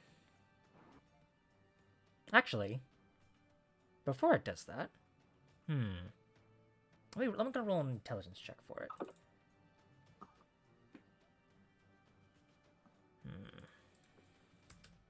Strategery. Okay. It has an inkling of something, but it can't act on it, so it's just gonna attack you. Moose strategy. It is a 21 to hit you. Who is Me? it attacking? It's attacking. It's attacking. Savage. Savage? Yes. Yeah, that hits. Okay, so you're gonna take 9 points, half down to 4. You're at 1, aren't you? You're at 1. Woo! Rage, baby. And with that, Hawks, it's your turn. All right, having buffeted away the antlers from this beast, Hux is going to do his best to retaliate. No longer have an action surge, so I can't really throw a whole bunch of stuff down, but I'd still have advantage, right? You would, because of the fairy fire. All right, chop. All right, that definitely hits. Go ahead and roll damage. 7 more points. All right, 7 points of damage. All right. Well, you're a stubborn one. I'll give you that. It's at this point it's panting now. The blood starting to seep not from previous battle wounds, but from its current ones. Its fur is even stained even more a shade of crimson. It just looks down at you and snorts. Its breath, almost a haze in front of you with the heat, and it's just panting and snarling at you. And I think that is all Hawks can do. All right, Meepo, it is your turn.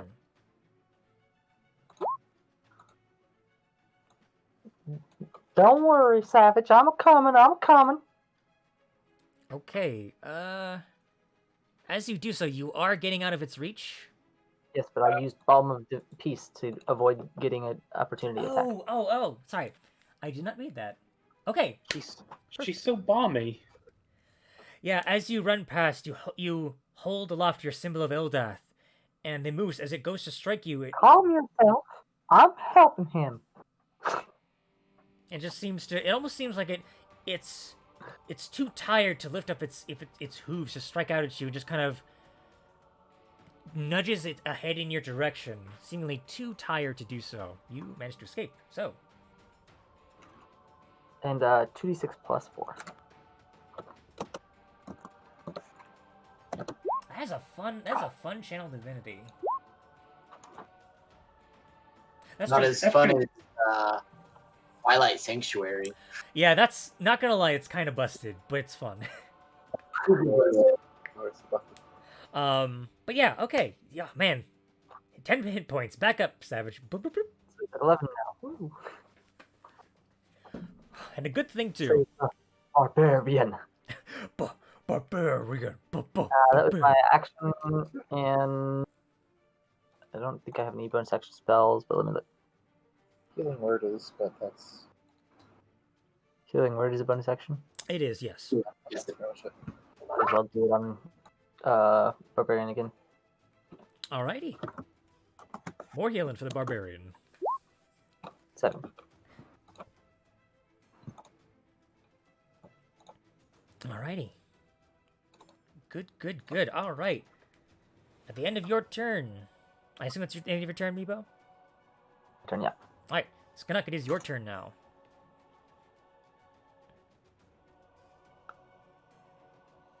Skunk time. Okay. Let's see. Move here. And then because Skunk is not the type of person to learn from his mistakes, Mm-hmm. we're going to cast Catapult again. Yay! Save. Alright, dex save for the moose. Come on. Come on. Ah! With the not even a modifier! I'm so sorry. I'm so sorry. Son of a bitch. There's a moose on the loose. It's a moose on the loose. This somehow non-dexterous moose manages to dodge out of the way deftly of your secondary bolt. Phew! As it vibrates and crashes into the wall and shatters. Oh, that's 2 skillballs down. You've been foiled again. Parsons. Alright. Do you move any more, or are you good where you are? I'm gonna back away. Okay? Which means, Savage, it's time for some payback. What do you do?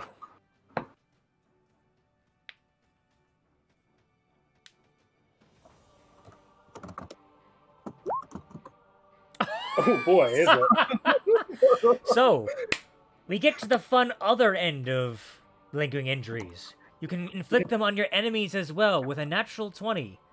Go ahead and roll a d20 for me.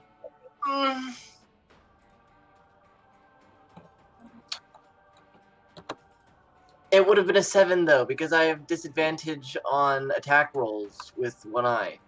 No, you No. only have disadvantage Attack on rolls. ranged attack. Yeah, rolls. ranged. Does it specifically say range? Yeah, It specifically ranged. specifically says range. Yep, you are well within rights to crit away in melee. Crit it, crit it, crit it. Crit. Talk shit, get hit. You're a barbarian anyway. Who cares about ranged attacks? Alright. Range is for weaklings. One-eyed barbarian, an angrier barbarian. You said roll a d20? Yes. To see what injury is inflicted upon it. 17. I remember playing Diablo 2, and that javelin throwing barbarians were definitely a thing in that. But this ain't Oh, Diablo well. 2. Minor scar. Yeah. To be fair, the scar kind of goes across the cheek as you slash with the longsword, dealing a significant blow. As the blood trickles down, it just turns to you. It's still up, but it is barely holding on. So, I mean, to be fair, it looks like it hit you about as hard as it could when it knocked you down, so it's not. It probably can't hurt you now. let's see here. Let me double. Yes. The most kobold response. Let's see here. Let me double check and see if this actually has reach. Does not. Okay. Okay, good to know. All right. The moose turns to face you. Savage, you're gonna get an antler to the face. Bet. Ah, dang it. The shift isn't working very well on this. It rolled a 20. No. No. It was 1d20 equals 6. Okay, natural. Man, Second time that's happened. it is the second time. Man, it seems like the antlers are starting to they're kind of blunt a little bit, probably from killing all those innocent people. It's fine. It is going to, let's see here. Yeah, it is. That scar scared it a bit. It did scare it a bit. Can I make another intelligence check for it? All right. The moose turns in your direction, Meepo. It sniffs. Why do I know your scent?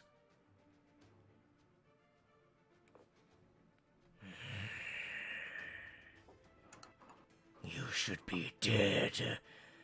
It leaves your range, Hawks, to charge Chop. down Meepo. Oh, Oh my gosh. shouldn't have turned your back. You really shouldn't have. Didn't do that much, but chop. But chop, yeah. Go ahead and That's roll a another d20. right? Yeah. It's gonna take Ooh, side. I think this is a bad one. The lower it is, the worse it is. Ooh! As it turns to run towards Meepo to stomp at it with its hooves, you catch the back hoof and slice it off clean. Oof. Got that ankle for you, savage. It's falling prone. Yeah. Damn it. Let's see here. Disadvantage on dexterity checks make the balance. Use a cane or crutch to move unless you have a peg leg. Right. So dexterity checks are at disadvantage for Skanak. Alright, so. Son of a bitch. If I had waited one more turn, I would have been able to hit it with catapult. No, it's fine, it's fine. Don't worry about it. I'm going to say this attack is a disadvantage because it's Oh, you have spell slots, aren't you? let's see here. It's gonna go for you, Meepo. Oh wait, no, you have Sanctuary up, don't you? Right, yep. You have to wisdom save. Yep. 7. Or attacking barbarian. It's attacking barbarian. So I'm gonna say it has disadvantage because it just lost a leg to hobble towards you. 15 to hit you. That meets my armor class. Okay, so you will take this regardless. But he's raging. You're raging, so this will not do as much. And he's already used his antlers on. Yes. So you take 8 points of bludgeoning, reduced to 4. And as it hobbles on its legs, it just kind of like its knees knocked together, shaking. No! Hawks, it's your turn. Hawks is gonna hop down. While he can't make a proper two-handed swing, with his shield in the way, he can grip the handle a little bit with that hand and line up another chop. He's gonna yell chop at the top of his lungs and chop. Alright, that hits. 7 points. It is still standing. Barely. Somehow, through sheer force of will or something else, it is simply staring at you, Meepo, as it is now your turn. I've gotta say, I'm not a huge fan of dying, and where I can help it, I don't like killing. But in your case, I'm willing to make an exception. So, boys, get him. Damn. On Savage. Okay. Still not doing it yourself, but Cleric of Peace, Yeah, man. well- Gotta love that sanctuary. Of course, I rolled a 1 on a d8. I know, it's so... I think you did that with the Cure Wounds, too. It's so unfortunate when that happens. Yeah. Yeah. But it is your turn, Skinnock. If only. Also- Alright, Scott's gonna Bring it back. Ganek's gonna shoot him with a normal shot. Put the barbarian between me and the moose. Alright. and you have Just hit. You have advantage. Go ahead and roll again and see if you get a natural 20. I did 22 and 13. Oh, okay. Gotcha. I thought that was the damage. Yeah, I did. Go ahead. And roll. Damage is 6. How would you like to kill the moose? Like the bolt goes like into its eye, just into one eye, out the other. Alright. Because of its current position, it's currently staring down Meepo. Your bolt actually manages to go through the one eye, and because of the angle, it goes through the other eye as well, getting it right through the eye socket. As it roars one final time, screaming out, Ravison! It collapses to the ground. Dead. And as the calm comes over, as you all catch your breath, I'm going to end the session here for tonight. Boys, get him. Kills him immediately. Dodge this. It was invoicing, kid. Savage has taken it very personally, apparently. I can see why. We were gonna sell that. And still raging. Well, stop. Fucking Calm down. Calm down. It's dead. Killed. Stop! Good Stop! job. He's already dead! So I took the leg off the moose, Yeah. and I'm kind of debating in the back of my head, grabbing that hoof and going back up to the thing and being like, it ain't a hand, but... And he just plops it right on. He crosses his arms and taps his foot. Hang on. Let me double check something. It would be hilarious if it worked. Hang on. Maybe it'll take you There's a bit of a. I said I was gonna end the session, but we might as well play this out. You put the severed hoof in the little brazier. The hum becomes slightly discordant, almost as if there's some sort of confusion.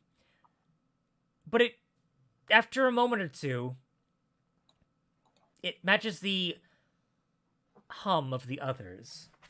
It was an awakened moose. And then once it does so, there is a bit of a flash of light coming from the lid of the sarcophagus, and there's a slight shift, and that is all that occurs. Okay, that's where we end it. Yes, and that's where we'll end it. I feel like a real adventurer now. The giant demon moose wasn't enough of Nah, it's not you're not an adventurer until you're robbing tombs and solving puzzles. So what do you guys think of that session? Giant demon moose is scary. Actually, it was probably just an awakened moose. But it's still scary. It was scary. Especially scary when it knocked It was Savage unconscious a with the lot first more than the other moose. So. Right. It gave me a good chance to use my skills, though. And additionally, the banshee early on was pretty scary too. Another chance for me to use my skills. Yeah, do you remember when I said that the design choices of early level modules for wizards are deadlier than they should be? Yeah, that's an example. So, this is a little bit behind the curtain. It's not too much of a spoiler. Most quests in the early parts of the module are meant for level 1 characters. The Banshee ain't meant for level 1. No, it's not. But It's how meant to go hardcore- away. How hardcore are And it- banshees in 5e? Because I'm not. They're so hard. I was, what was that level that we were, Caleb? 10. 10? And we I got 3 banshees. Level and- 10 characters with a single banshee shriek. What to them? The banshee shriek drops a character who fails the saving throw to 0 hit points. He took out 2 in one shriek. It could be at full HP and it would still drop him to 0. And Yeah. Oh shit! There's a reason I used Turn Undead. Yes, which was very clever, and I love that it played out the way it did. glad it I was looking did. for any excuse to be like, hey guys, is there a way you want to run away or distracted? Or I was like, come on guys, gotta be Yeah. clever. Sknuck was about to use the magical tinkering thing to make a stone glow and then throw it somewhere else. I had Turn Yeah, Undead that's ready very from the well. very beginning, but I was just waiting to see what was going to happen, see if we could get out without me using it, in case I needed to use my challenge divinity for something else. Thank God for that. But Yes, I was like, yes. okay, that's a good time. Yeah, Banshee is especially like, oh gosh, like You guys could have faced like more like you met a nice bear, you met some harmless moose, and then for some reason on that list, Banshee. For some reason, Banshee. Level 1, Banshee. I was thinking of lighting a torch and throwing it, with the assumption that heat was what it was after. Perhaps could have worked. I mean, to be fair, out of game, this is something obviously your characters wouldn't know, but as we who have like played a good amount of 5e, we know Banshees are able to detect life. So while your stealth checks were good enough that it couldn't see you, and it was at least still aware of your general direction. So that's why it was heading towards you, even though it didn't seem to be aware of you. Interesting.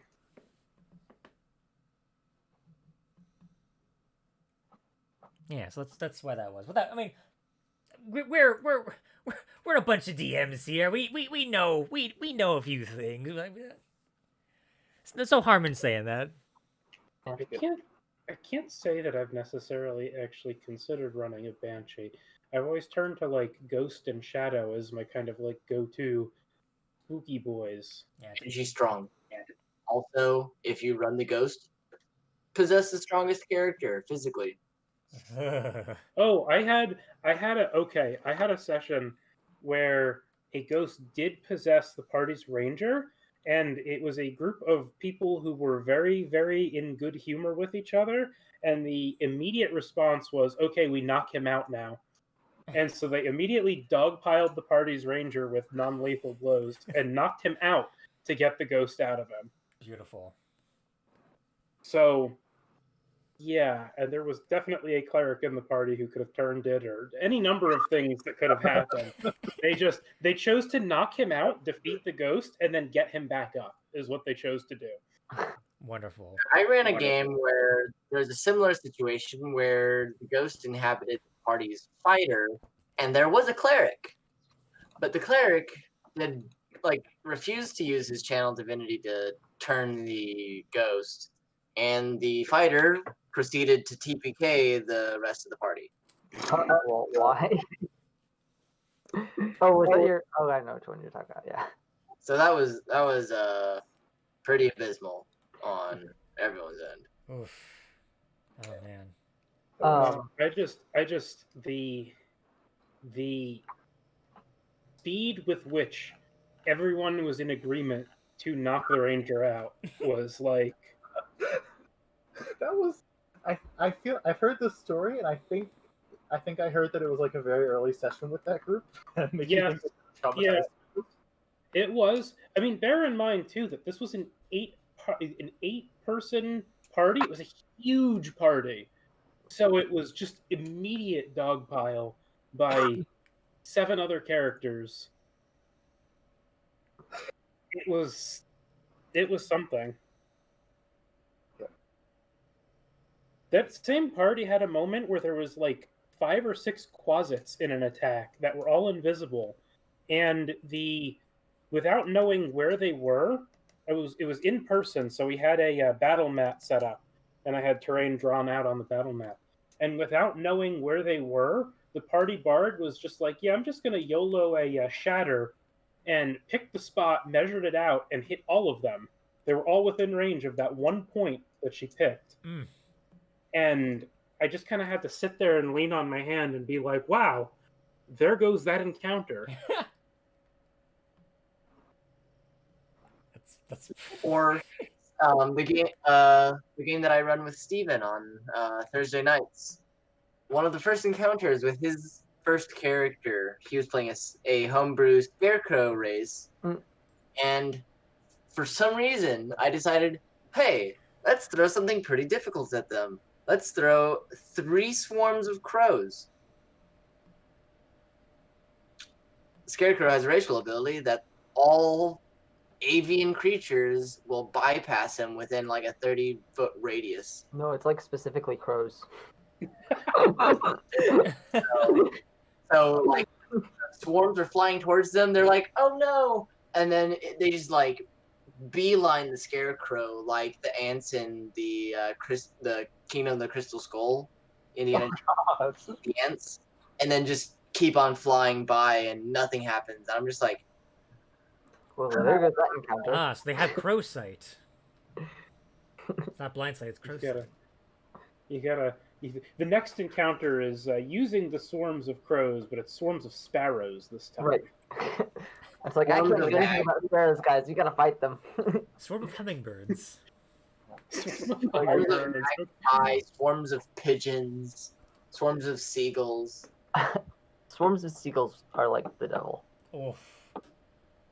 All right, I think this would be a good point to end the stream, but I'll still be talking to you Right. guys in Discord. All right, if you've been watching so far, thank you so much, and we'll see you Yeah. next week. Thank you. See you Have a next good night. week. See ya. Or morning. Ah!